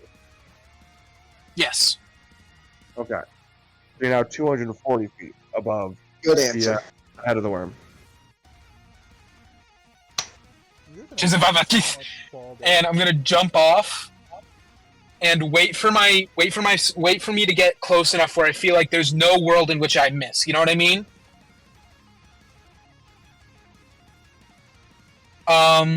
In fact, I'll wait till I'm roughly 30 feet above the worm's head. And when I get within 30 feet of the worm's head, as an action, I'm going to throw the sword, and then as a bonus action, I'm going to Misty Step to the top of its head to avoid fall damage.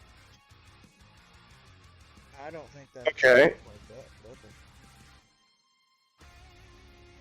Well, he's just jumping out and then throwing a sword. I don't see why it wouldn't work that way. I'm talking about the movement step to avoid fall damage. No, he's still going to take fall damage, but it's not going to be as Oh, much. what? Oh, okay. That's going to be better then. Fine. Alright, so you're going to roll me your attack with your sword to see if you actually can throw it at the accurate spot to not hit part of its hard exterior.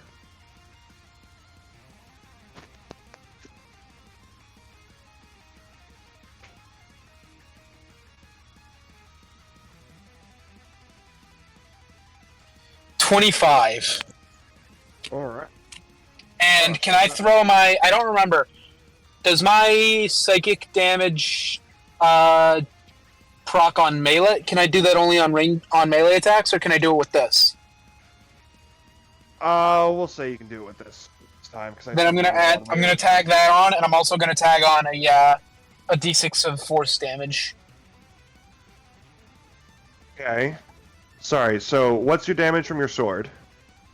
1d8 piercing, I assume, because I'm stabbing at it, but technically it would be slashing. I don't know if you know what you're gonna make that call. Okay. Plus my proficiency in psychic, which is I can't remember my proficiency bonus. I'm a bad player. +4. Thank you. 46 plus an additional d6 of force damage. So 46 psychic, 1d8 piercing, and 1d6 force. And then you also my modifiers. You get 24d6 of fall damage on top of that. Of what damage? Fall damage? Oh, well, bludgeoning from the sword falling at that speed. However, that 24d6, you are going to take half of that from teleporting away. I can take 12d6. Yeah, well, it's whatever you roll, the same amount of damage from your sword, you're taking okay. half of that. Whatever the sword would deal, you're going to take that much damage. Half. Only in relation to fall damage or total? No, just the fall damage. So the 24 I'm gonna roll the d6 fall. that you're rolling. I'm gonna roll the fall damage separately then. Yeah, all right. While you do that, I'll be right back. That ain't fair. Last time I did something like that, I still had to roll fall back. That ain't just take half. Racism. Yeah, definitely racism. That's what it is for sure. Call the racism police. It's because I'm a half-orc, isn't it?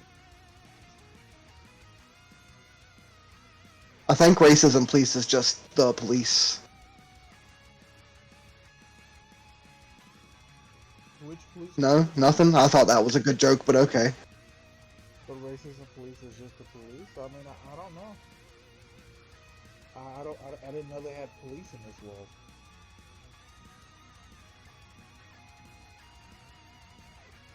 There's got to be some kind of police somewhere. Where are they at? I don't know. Police academy? All right, what's the damage? I'm doing calculations right now. God, I'd like to petition for fairness. So you're gonna take 119 damage.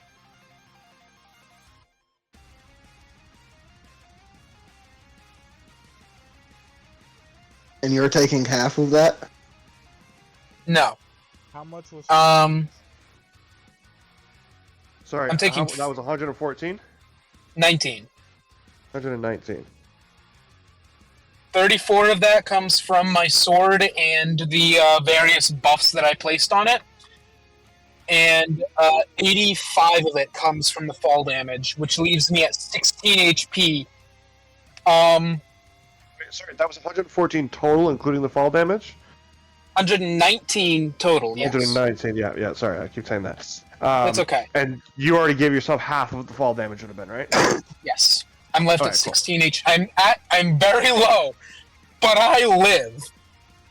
Agathor, roll me a dexterity saving throw, please. Alrighty. Wait, if he's on its stomach and I'm aiming for the head, how does that work? You did enough damage for it to try to regurgitate me out. That's why. Oh, that makes sense. That's an 18. Alright. No, so what happened is the worm reared up, let out a mighty roar, and you came straight down through its gullet, basically. The sword went straight down through its entire intestinal tract. Agathor managed to dodge out of the way and not take the damage, but that also means that he couldn't grab onto the sword to be carried out with it. So he's still within the body of the worm. But you've done some severe, massive damage to the worm. And as you land in some cool-ass pose, I'm assuming on the ground, or are you landing on the worm? On the ground. Okay.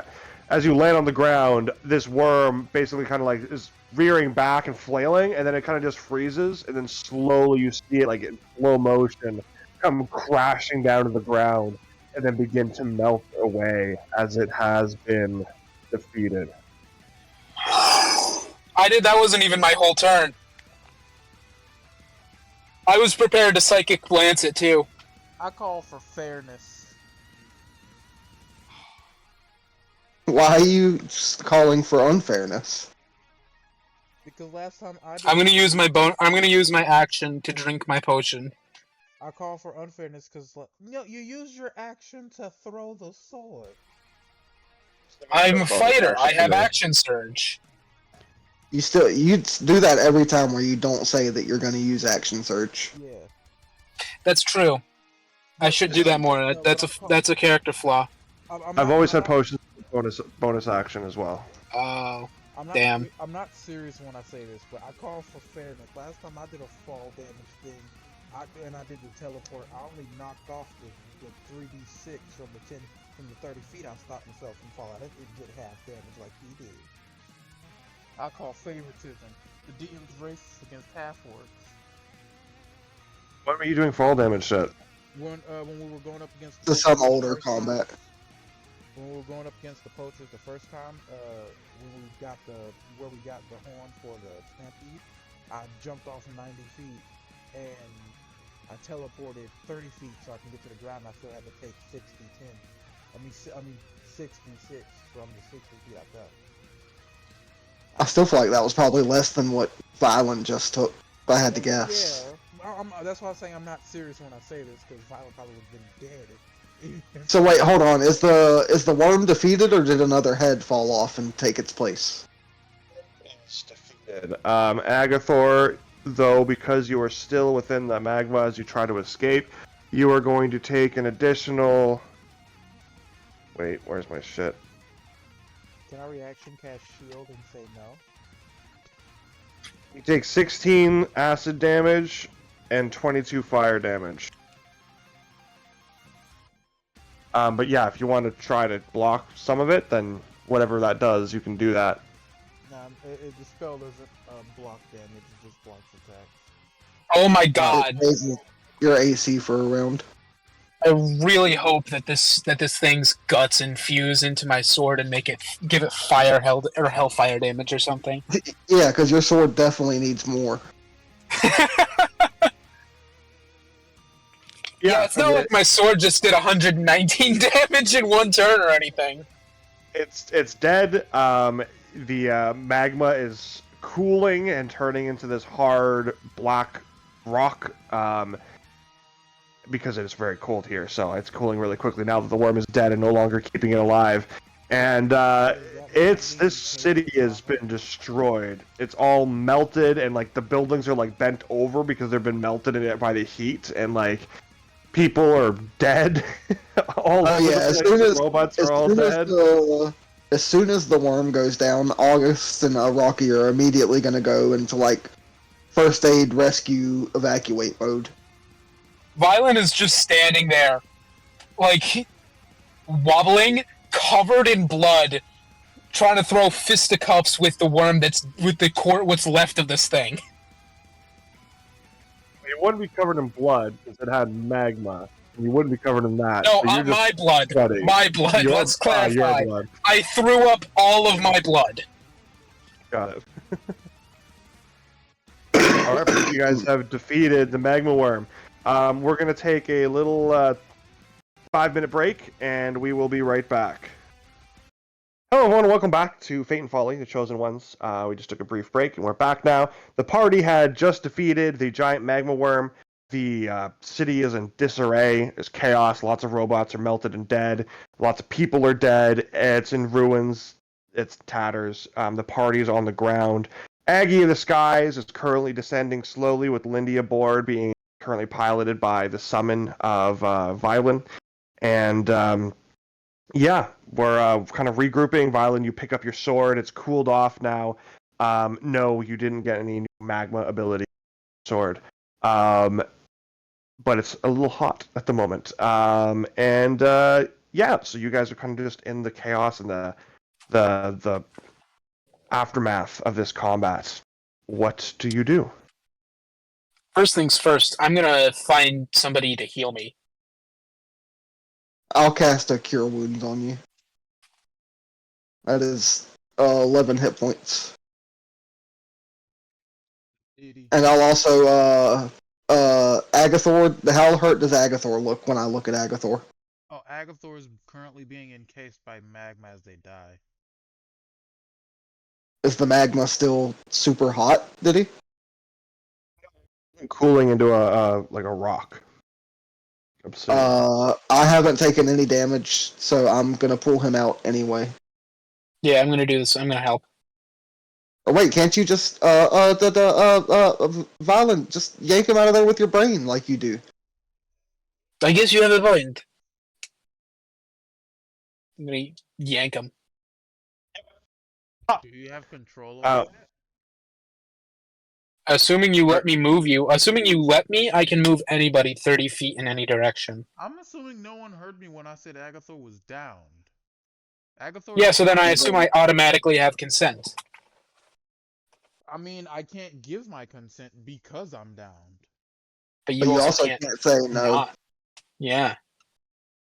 I'm neither a willing nor unwilling creature. You can pull him out of the hardening stone, and you guys can stabilize him.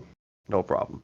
Well, I'll cast Cure Wounds for another 11 hit points.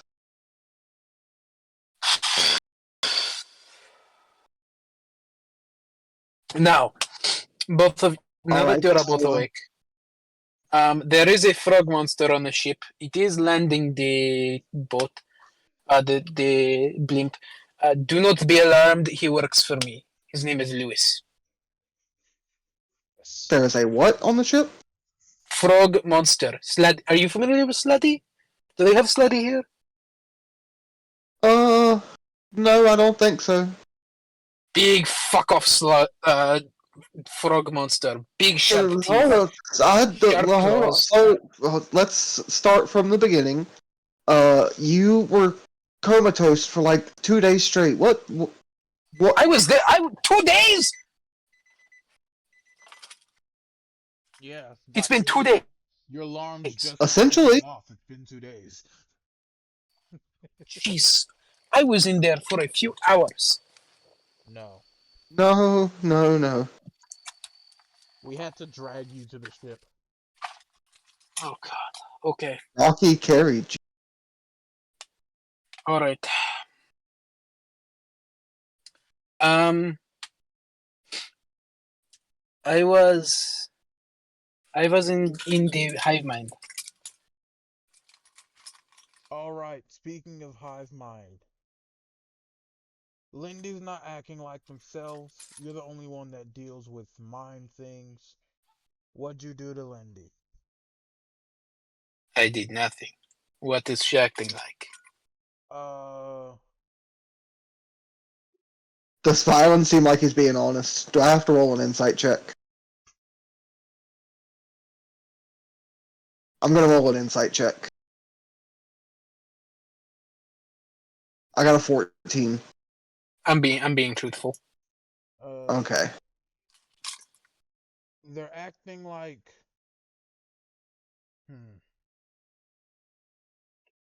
They're acting like Rocky when they're getting pet.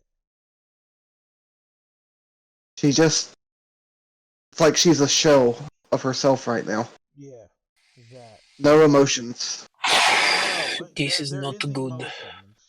It's just they're not acting like themselves. This is not good. Yeah, what is it? It is hard. I need to examine the girl. I need to know what happened to cause this. What happened while I was gone? Trauma, probably. During the fight with Famine, she was attacked.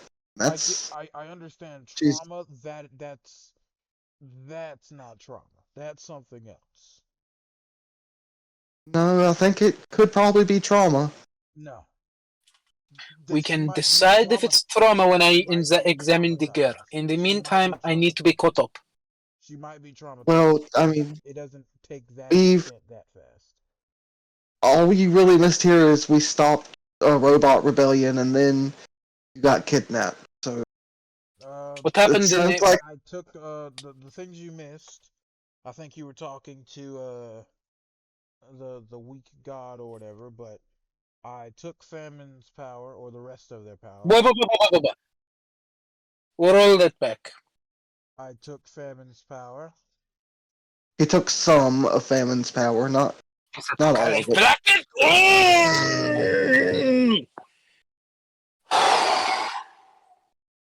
What?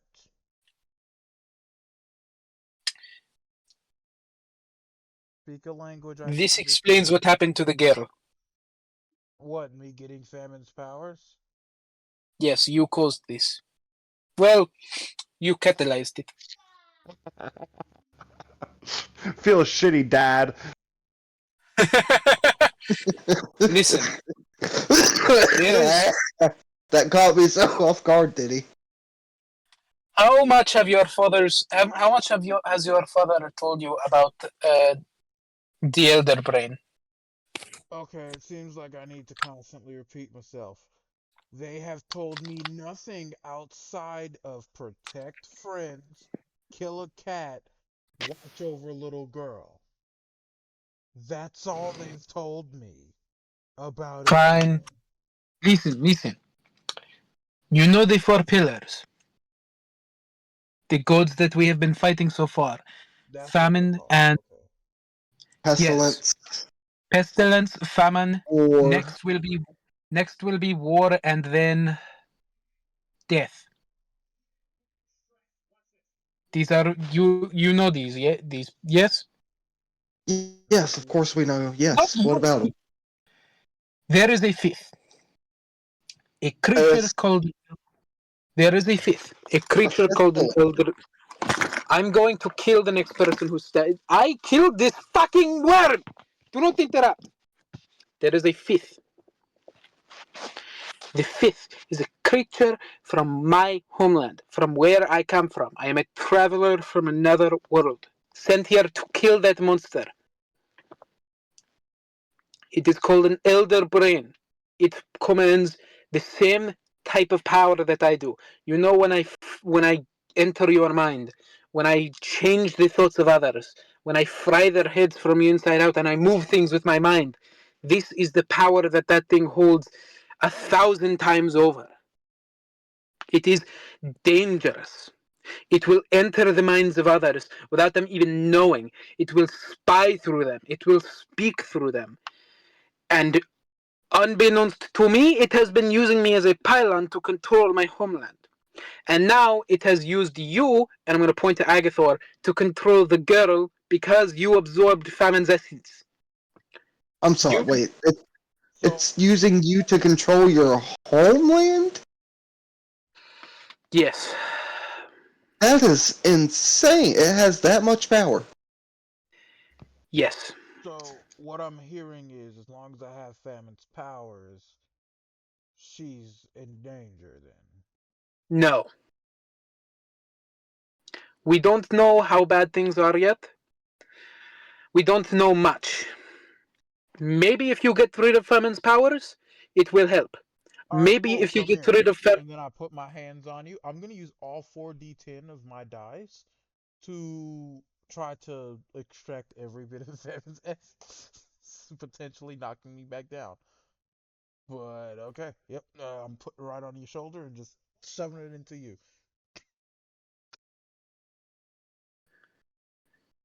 Diddy, do I have to roll anything? Yep. What I roll? Roll me the 4d10 thing that you said. You just gotta do.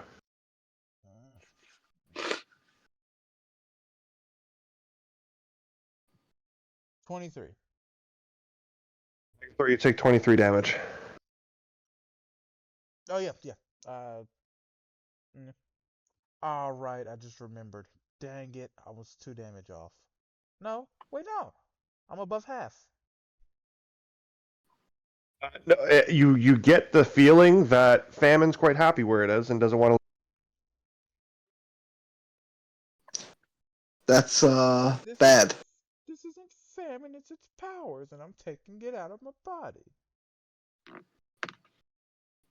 Help. Alright, well, Violen, you heal 23 HP, and Agathor drops down. No, Violet, you don't heal anything. Agathor, you just take the 23 damage. It completely backfires. All right. I once again cure wounds for 10 hit points this time.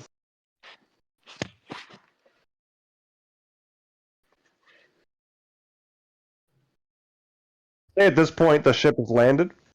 Yeah. Lindy is there and accessible to you guys as well if you want to incorporate her into what you're doing. I'm gonna go onto the ship, or I'm gonna just ask Lewis to bring Lindy to us. She walks in with a big old smile on her face. Hello, I missed you. Hi. Hello, Lindy. Come here real quick. I'm gonna kneel down in front of her. She kneels down in front of you. I'm gonna put one of my hands on her. I'm gonna take off my gloves that came with my armor, and I'm gonna put one of my hands on her shoulder. I'm gonna tap her forehead with one of my claw-like fingernails, and just hold it there. Now, Lindy, I need you to just not resist, okay? Okay. I'm gonna try and probe her mind. It's fortified a lot. Very, very strengthly. Strengthly?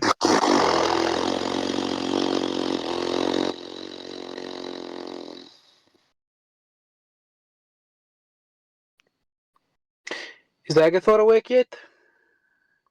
Oh yeah, Yeah, he's just alive. While them two are going over this, can I go find the mayor? Yeah.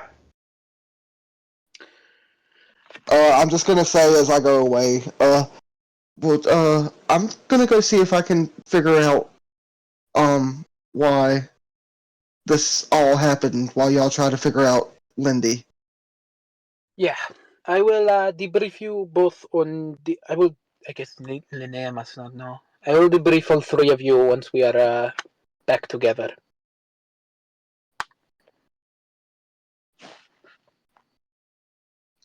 Are you going to try to bash through her defenses? No. Agathor. Hello? Is he? He turns to you. Well, I wish I could say I have good news, but I only have bad news. But first, let me try probing your mind. Okay. Do I feel Famine's essence in his head? Yeah, so it's still quite empty in comparison to the Agathor of old. Just Agathor's own mind in there, but there is a haze that's kind of over top of pulsating pink energy in the back of his mind.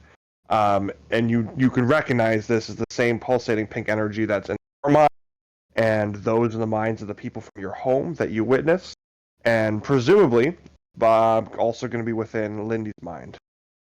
And roll me Arcana.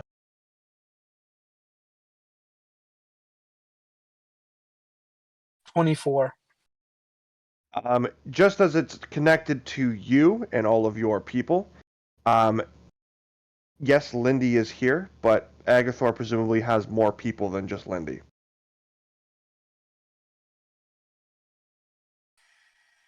And just like me, I'm assuming that he's a choke point of sorts. If he were to get cut off, all the others would be set free as well, correct? Well, you don't know that 100% certain for yourself to begin with, but That's what true.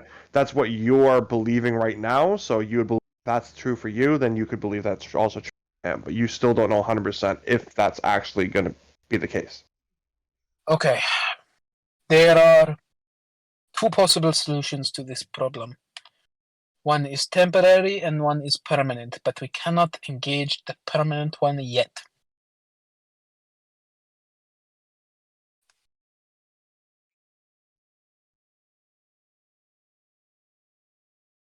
Agathor, Do not Do not. Yeah, I'm talking to Agathor. Okay.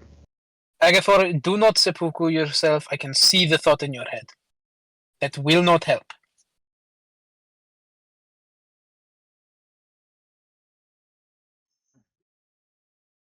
You are very talkative. Like, am I experiencing an issue? Is he not talking for anybody else either? No, he's just being silent. Yeah. Agathor, are you having mic issues or are you having a Yeah. character? No, Block. Do you want to try and like? Agathor's just being silent. Okay, fair enough. Do not do that. Believe me, if it gets to the point where physically stabbing you will help, I will be the one who I will already stab you. I will know before that happens, and I will have to stab you. But it won't help. There are two solutions. I can try to purge the essence within your mind. It may hurt. It may do some damage to you, but I can try. If I succeed, Lindy will be freed, and everybody else will. If I'm right, I do not know for a fact that that will work. But the permanent solution is to kill the Elder Brain. We plan to do this already. We know where it is. We planned to come here to Barbaria. We went to Quelia. We planned to come up to Barbaria and then swing back down to Quelia. That's not right. We went to Ruinor, came here to Barbaria, and then planned to go down to Quelia. There are things and people that we must talk to in Quelia because they relate to the Elder Brain.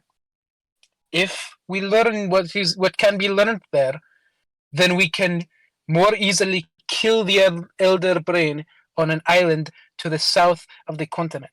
If we succeed, Lindy will be free, you will be free, everybody else who the Elder Brain is using you to control will be free, I will be free, and everybody else that the Elder Brain is controlling will be free. Hold on. Everything will be awesome. Hold on. What do you mean everyone else that's affected because of me? You are connected to more people than Lindy. I do not know who you are connected to, but I do know that I can feel more minds than Lindy's past yours.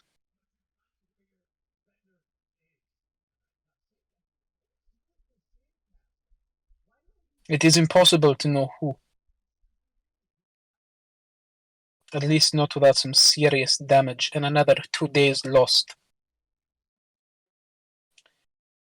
The simpler solution, the one that will get the most people free, the one that we should do, is simply to kill the Elder Brain as fast as possible. And the fastest way possible is to go to Quelia and learn what we can there. Because somebody has broken free from it. And if they can break free, that means that they can teach us how to break free. Well, oh wait, no, I walked away, didn't I? Yep. From far off away, you hear August say, "We're going to Quelia anyway." He's right. I think that's kind of this point as well. Yeah. So don't go. I know you want. I can see it in your mind. You want to go rushing in to kill the Elder Brain right now and protect the girl, don't you? That's the plan. If you do that, you will die. And then the girl will be completely under its control, and you will have failed your mission. If you do what I'm telling you we should do, then we can succeed. It will be slower, but it will be successful. I need you to give me your word that you will follow the plan.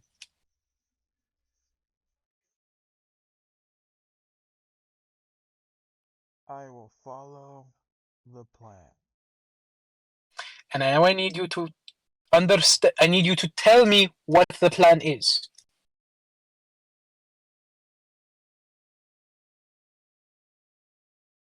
Go to Quelia. Plan is to go to Quelia, find the person who broke free, and then leave. Good man. And I'm gonna pat you on the shoulder. You look like shit. Do you want a potion?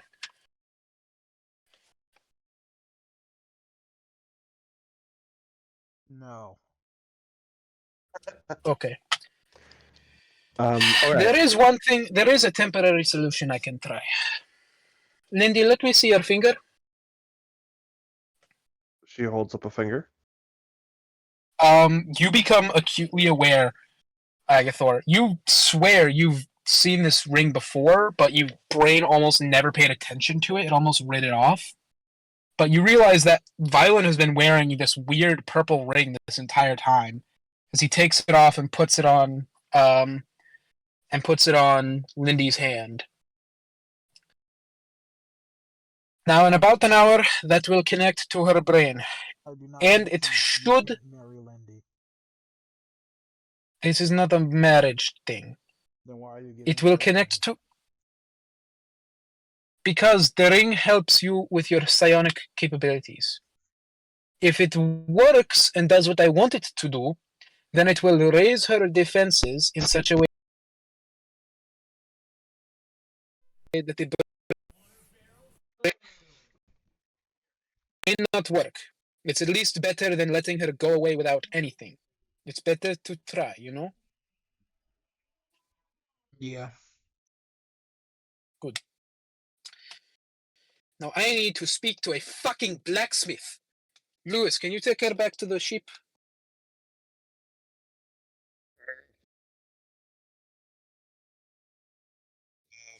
Who the fuck is Violet. Lewis? That's the aberration thing that he Big, summoned. big fucking Yep, frog gotcha. monster. Violin, when you take off the ring and give it to Lindy, you lose one of your abilities. What? You lose your bonus action, being able to add a d6 equal to proficiency psychic damage once per long rest. Fuck. Okay.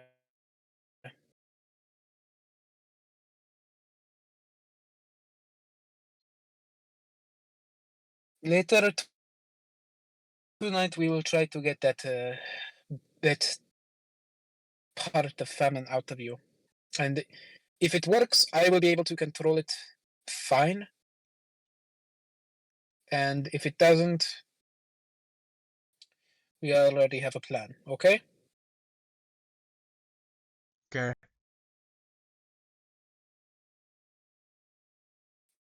Great So talk. while you guys are doing this, August has wandered off with Rocky, going through the chaos and the aftermath of this combat. August, you want to help as many people as you can, but there's just so many people who need help, and you know that contacting the mayor is kind of the best way to go about helping, is figuring out from her what you can do, and if there's anything else you wanted to talk to her about. And in the midst of the combat and in the midst of the chaos, you can see her commanding her own personal guard, the only remote robots that seem to be remaining, other than the few that are kind of more household robots, like the toaster oven and a mechanical rocking, things like that. So you see her commanding around and everything in there, and she looks to you and goes, August! Oh, it's so good to see that you guys are still alive. This was a traumatic and terrible event, was it not? It was perhaps the most insane thing I've ever seen.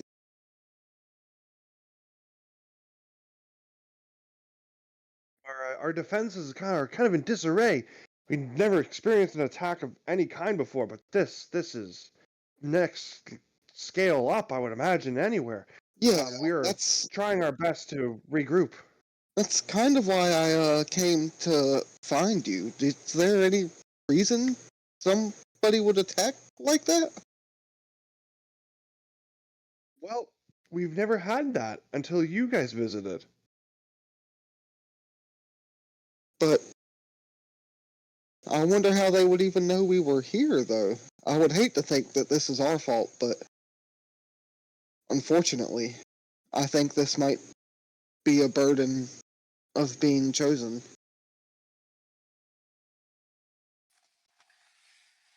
You helped us out, and you saved our city again. I mean, even if it was here for you, I don't know where we would be right now if it weren't for you to begin with. So we'll just take it as it is, and thank you again. But at this point, we are just kind of try to rebuild and restart. We have our AI; they can help out Oh, speaking with of, building. you've mentioned the AI several times. Uh, is there a chance that I could speak to the AI, perhaps, and see if they maybe gathered any information about this attack, or see if anything useful might come out of this tragedy? That sounds really bad to say that way. You know, normally I don't let other people contact the AI to not, create any kind of biases on its part. But after this traumatic event, and you have maybe it'll be beneficial in some capacity. I mean, at this point, I don't think it'll hurt. So, go to my office.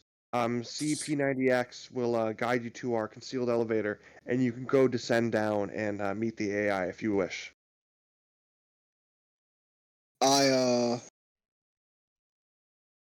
I look at her awkwardly again since I'm such a socially awkward rabbit, and I'm do I like handshake Thank now? God. Do I give you a hand? Okay, thank you. She's so And I busy just, that she's already turned away and walked away from you, and you're still awkwardly like, I just hop on Rocky and like full speed the mayor's office. You get to the mayor's office. It is Do the anime run like a true socially awkward dweeb? with your fingertips like straight to the side. Yeah, when I get close, I Yeah. do like a triple axle backflip, but nobody sees it. You do a triple axel backflip on a fucking deer. Yeah, and then Rocky No, when does I his have, own right afterwards. and still nobody was looking. Oh shit! I dropped my dice just for fun. I didn't mean to roll it. I was just playing with it, and I put it down. He got a fucking natural 20, so he absolutely does a triple axle backflip. I high five his human hand all of a sudden. It did Then it I You're go at into a the total. All right, Rocky Hawk, let's fucking play D&D. then I go into the Pops up next to Rocky and it says radical, and he's giving you thumbs up with his thumbs. Hmm. I go into the office to find P90X. EP90X is well, half of him is missing. He's just kind of sitting in the middle of the office, just kind of pointing directions for people. Oh, hello there, my friend. It's me, Is EP90X. I have lost half of my body because of the fire and lava. I fear many things may have been lost today. I'm sorry that Indeed. happened to you, P90. There are worse things than losing half of a body that can be rebuilt. Humans do not have that luxury. That's true. I spoke with the mayor, and she said that you could lead me to the AI. Certainly. And he kind of like presses a little button that he has hidden in his own armor. And this big old painting splits open, and there's a concealed elevator, just as she said, behind it. Descend down to bottom floor to meet the AI. Thank you, P90. Of course, And I I am here will, to help. And you go in the elevator. Yep. You descend down in the concealed elevator. When you get to the bottom, you exit into a room. It's white tile floor, black painted walls, and you can see the far wall is not a black painted wall, but instead a black curtain. There's nothing else in the room. It's very blank. And then a visage of a white mask appears on the curtain. Hello there. Who might you be? My name is August Flowers. I'm one of the chosen ones. Chosen ones, of course. I knew of you, August Flowers, the chosen one. Of course, of course. And you've come here to meet the AI, all-knowing, all-powerful? Indeed. And what questions do you have for the AI? Is that what I call you? Just the AI? Do you have a proper name? There's it's just what my mother calls me. No, you can call me AI. Okay, AI. Well, that attack was tragic, but I was wondering if you were able to identify anything unusual Anything or unusual about the attack and why they're here? Of course, I knew that already. Absolutely. can I roll an insight check and see what the vibe is with this thing?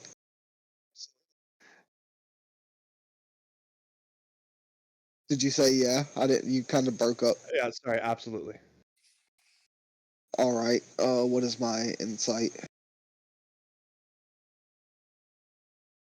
17 plus 3 for a gentleman's 20. A gentleman's 20, you say? Gentleman's 20. He is hiding something. This is an all-knowing, all-knowledgeable, all-powerful. It seems like this is some kind of scam that you're experiencing right now. Yes, you have come here to speak to me, the AI, the one who can communicate with all the automatons in this city, and I control the now dysfunctional security system. I am super important, and the city will crumble without me. Apparently, would crumble with me as well, but that's beside the point. Yeah, if you're all knowing and all powerful, why didn't you warn the androids, the automatons? Did you hear the siren? No, as a matter of fact, I didn't hear the siren. And even if the siren went off, it was. I know, I'm being a smartass. Okay. What? It went off No. after the attack started. The attack was already underway. I had to assess the threat to see if it was worthwhile. Worried about it. Can't disturb their day, these humans. I'm gonna start walking towards the curtain. Oh, no. It's fine. Stay over there. Is the mask tangible at all? I know it's like Or a is it like protection on the curtain. Okay, if there's nothing physical in my way other than the curtain, I am not gonna stay over there. I'm gonna keep walking. Please, stay behind. I'm all powerful. I will stop you. Don't make another step, or you'll regret it. Wizard of I take one more step. Don't take another one. I take another one. I'm avoiding you.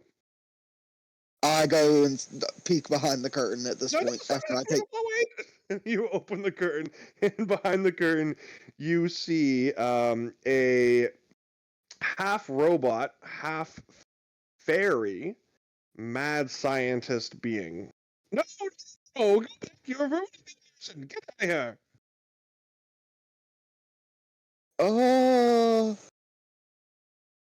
you know, I've been surprised so much since I was a chosen. Just a few days ago. But, this might be the most surprising thing I've seen yet. Are you like, would you be a cyborg?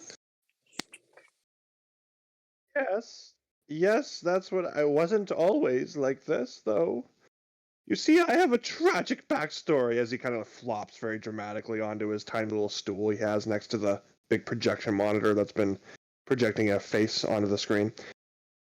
You see, I am a brilliant being from the Fey realm, and I came up with a more efficient way of traveling between the realms many, many years ago. But during my first test run, apparently my cut off, and I ended up in a new realm here, this realm. But I was morphed into some form of advanced technology when I came through. I managed to escape the island I landed on, and eventually I ended up here. So, what's your real name? My real name is Artie Intelligency. Oh, what a coincidence. I know, it kind of fit perfectly, right? well, now that I'm meeting you, I stick my hand out for a proper introduction. You're not angry? I mean, I am not a citizen of this town. I don't think I have the right to be angry, per se. I think if you're deceiving this town, that's bad and problematic and will have to be dealt with. But angry is perhaps not the right word. Could we perhaps not tell anybody? Perhaps not. These people Excellent. are. No, as in perhaps I'm not going to do that. I meant. As in I am going to tell. Oh, you snitch! Snitches get stitches. Yeah, just Did like. he really? Did this motherfucker really just say snitches get stitches? I'm warning you, I'm all powerful. Yep, just like you were going to stop me from walking behind the curtain. Yeah. Okay, you got me there. I just. They might be a little upset, but it's not okay to deceive these people like this. They rely on you. I would go so far to say that some of them might even look at you as a higher being. Exactly, and that's exactly the way I would like to keep it. You're in a unique position, though, where you could be the mediator of the humanoids and the automatons. I'm I trying think to do that from behind the curtain. no, you're lying to everybody. That's You true, can though. be Don't believe it. you can be honest and still be helpful. Does anybody at all know about this? The mayor.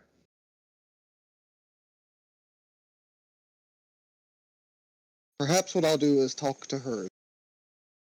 But Oh no, that's not necessary.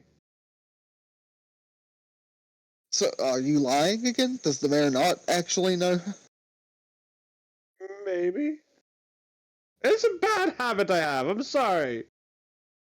Okay. Well, I am gonna talk to the mayor and see what she thinks. Cause I'm warning you. okay. Do seem to have a unique perspective here, at least. So my question still stands: did you actually was you?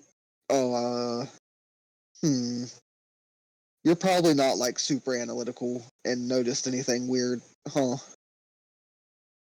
Well, ever since I got morphed with this random technology within me, yes, I have been. Even more so than my mad scientist brain would allow. So, other than the fact that we're here, is there any reason this magma worm attacked? Is there any connections to anything else that you've noticed? Is there any? I I can don't know, tell really. you, I can answer your questions, as long as we have a. My identity remains anonymous and hidden, and you get to learn what you need to learn.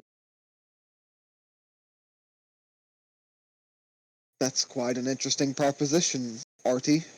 Perhaps, mayhaps as well, I may be able to remotely upgrade your new plasma guns, not just do the fire damage, but perhaps, mayhaps do the damage that the big turret did. Not to that scale, but, an equal portion of radiant and force and electric, so that it's no longer able to be immune to that damage bolt. Before I agree to this, you need to be completely honest when I ask if anybody else knows that you're this. That's my mother. Does she live here in this town? I guess she doesn't know I became this, but she knows my identity. Well, Revealed. saving the world is pretty important. I guess you have a very uncomfortable Haragon that will agree to this deal. Excellent! And he snaps his fingers. Your guns are upgraded! Are they really though? Yes, I'm very proud of my technological abilities. What about the answers that I was looking? Yes, they presumably the Wildsbane showed up and a feat of vengeance for having lost the other party that died somewhere else, and took your friend hostage as recompense. And they died for it. And then the magma worm was obviously here for you. Yes, only your party. Well, I guess it's a good thing that you upgraded the guns, because that wasn't helpful at all. But you asked, and I told you the answer.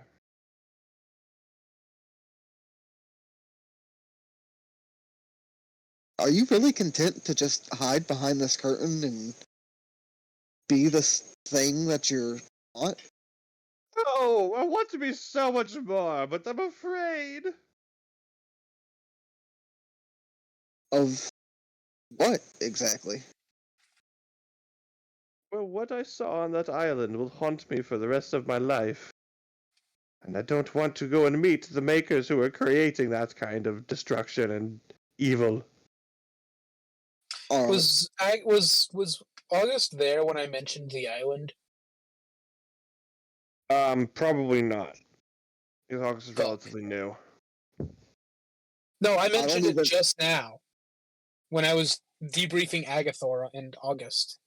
But I don't know if he left. I know he left halfway through the debrief, but I don't know if he left before or after that. I don't even remember you actually saying anything about an island. Like, not Fuck. even as August, but as Jay's. Shit. What was on the island?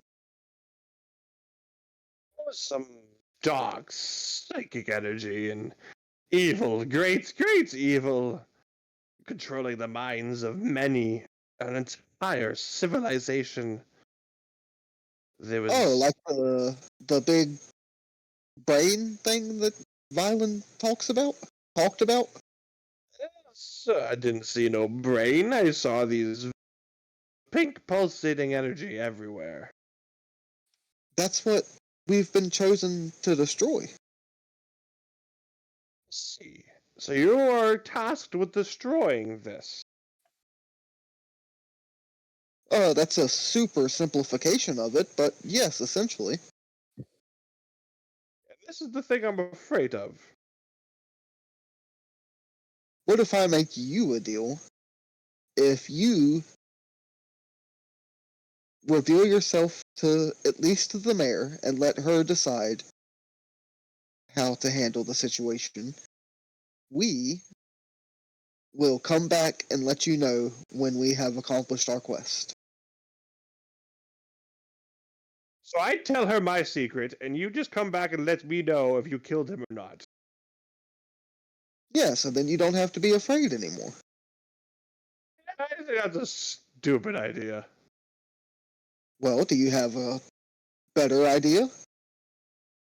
Well, I feel like you're going to die. So I'm just revealing myself for you to go die. You just watched us defeat a magma worm. That's the evil I saw here is greater than whatever this was. We are going to continue to become greater than it until we finally confront it. I have to certainly see that to believe it. Alright, well, I'm not gonna force you to do the right thing.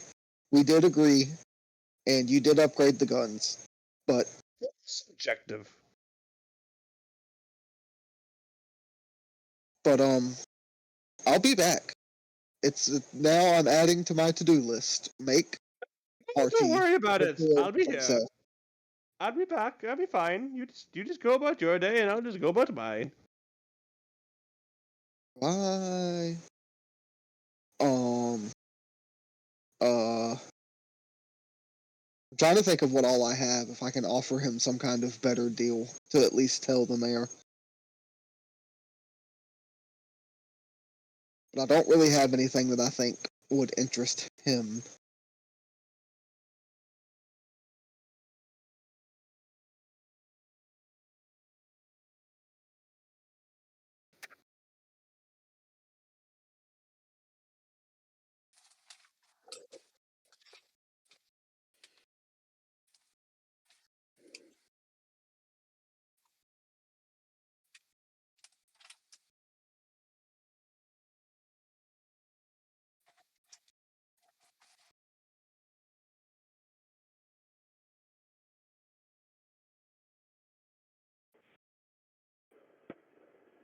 He's deathly afraid of the thing on the island. I don't think he's going to want to leave.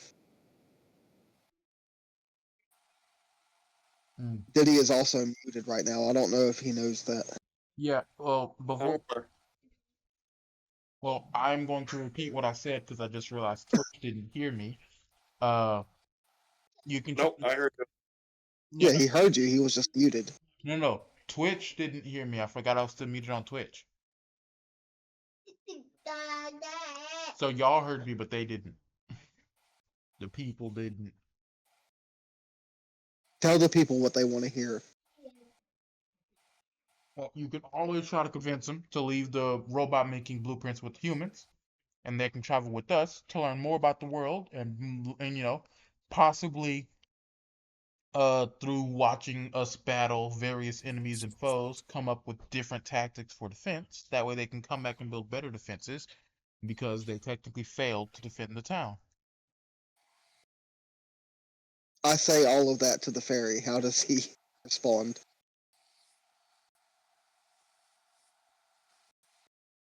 You would need to roll a persuasion check. Can I give assistance from 5 miles away? Absolutely not. Okay. Oh, you've got to be fucking kidding me. The night started with a nat 1, and then it was super hot dice the whole time, and now it's a freaking nat 1 again. For a total of 0. Plot point, you get a nat 20. You already used your fucking plot point, you dick. Yeah, you No, I didn't. You use it to live. No, I didn't. What? Yeah, you used it to do the Misty Step onto the boar's head. I mean, No, I did. That's just the thing I get to do because of my race. No, you can't Wow, Misty Step as a reaction. That was you using your Oh, plot as a point. reaction. Yeah, you got a point. Yeah, that was you Also, using your but plot you- point. Also would have at least taken Fuck. half damage, which still would have probably fucking absolutely decimated you if you hadn't used That's plot true. point. Plot point was to avoid all the damage entirely. Yeah. Yeah, that's fair. Sorry. As a bargaining chip, you get to use my next plot point since I almost killed Hey! you. I can't make that canon, but I will offer at least a alliance, a plot point alliance, if you will. I think I will stay here where it's safe and you can go and clear out the evil, and then perhaps I will expand my horizons after that.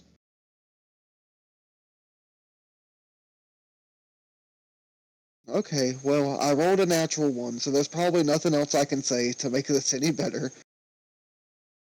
Thank you for upgrading the cannons, at least, and it was really nice to meet you, Artie.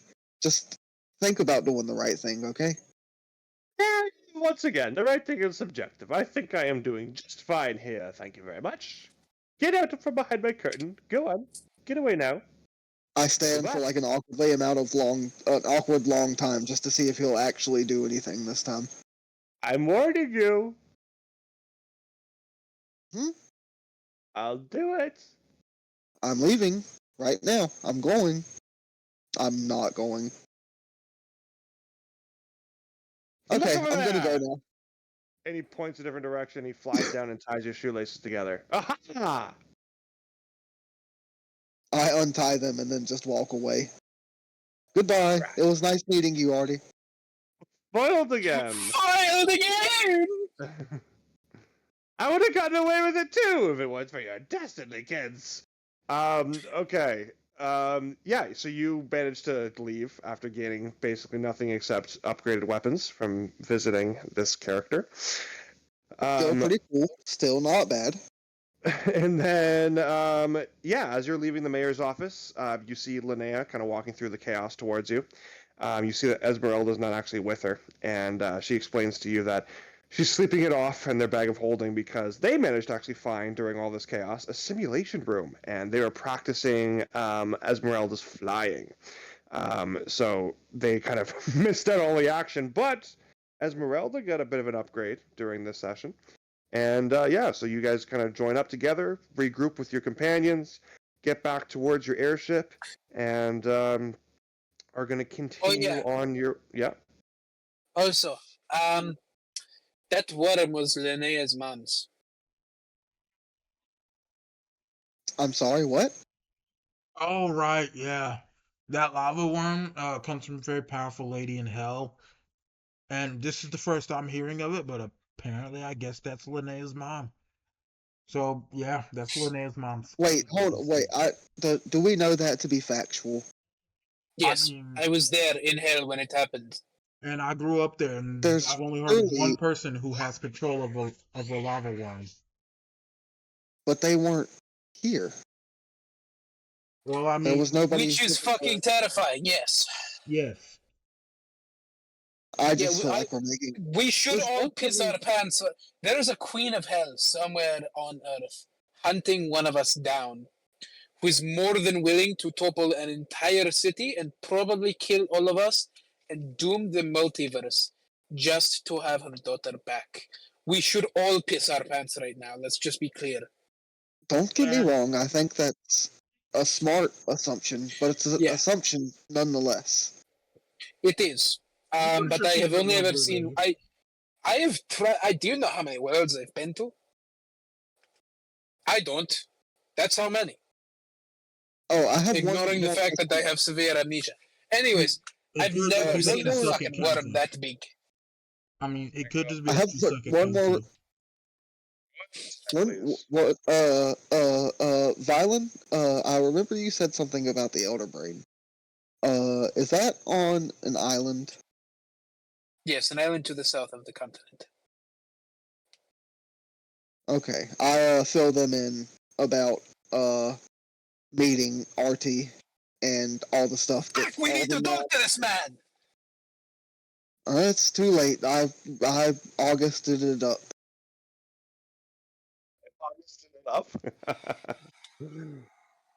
We'll have to come back at another time once. I need to try. We're not doing that now. I mean, I think we have to reload the save. Hold on, give me a second. But as you guys regroup and Linnea's with you back on the airship, if you would like to do anything else at Aluminice next session, we can do that. But at this point, I think we're going to call the session there. You guys are all back together, having defeated the magma worm, having reconvened and got together about what's been going on in the last few sessions. You've been separated from each other, and if you would like to talk to Artie again, we can do that next session. But that's Prepare what for we're that, going to end idiot. today's I'm telling you episode. now, prepare it. All right, I'll be prepared.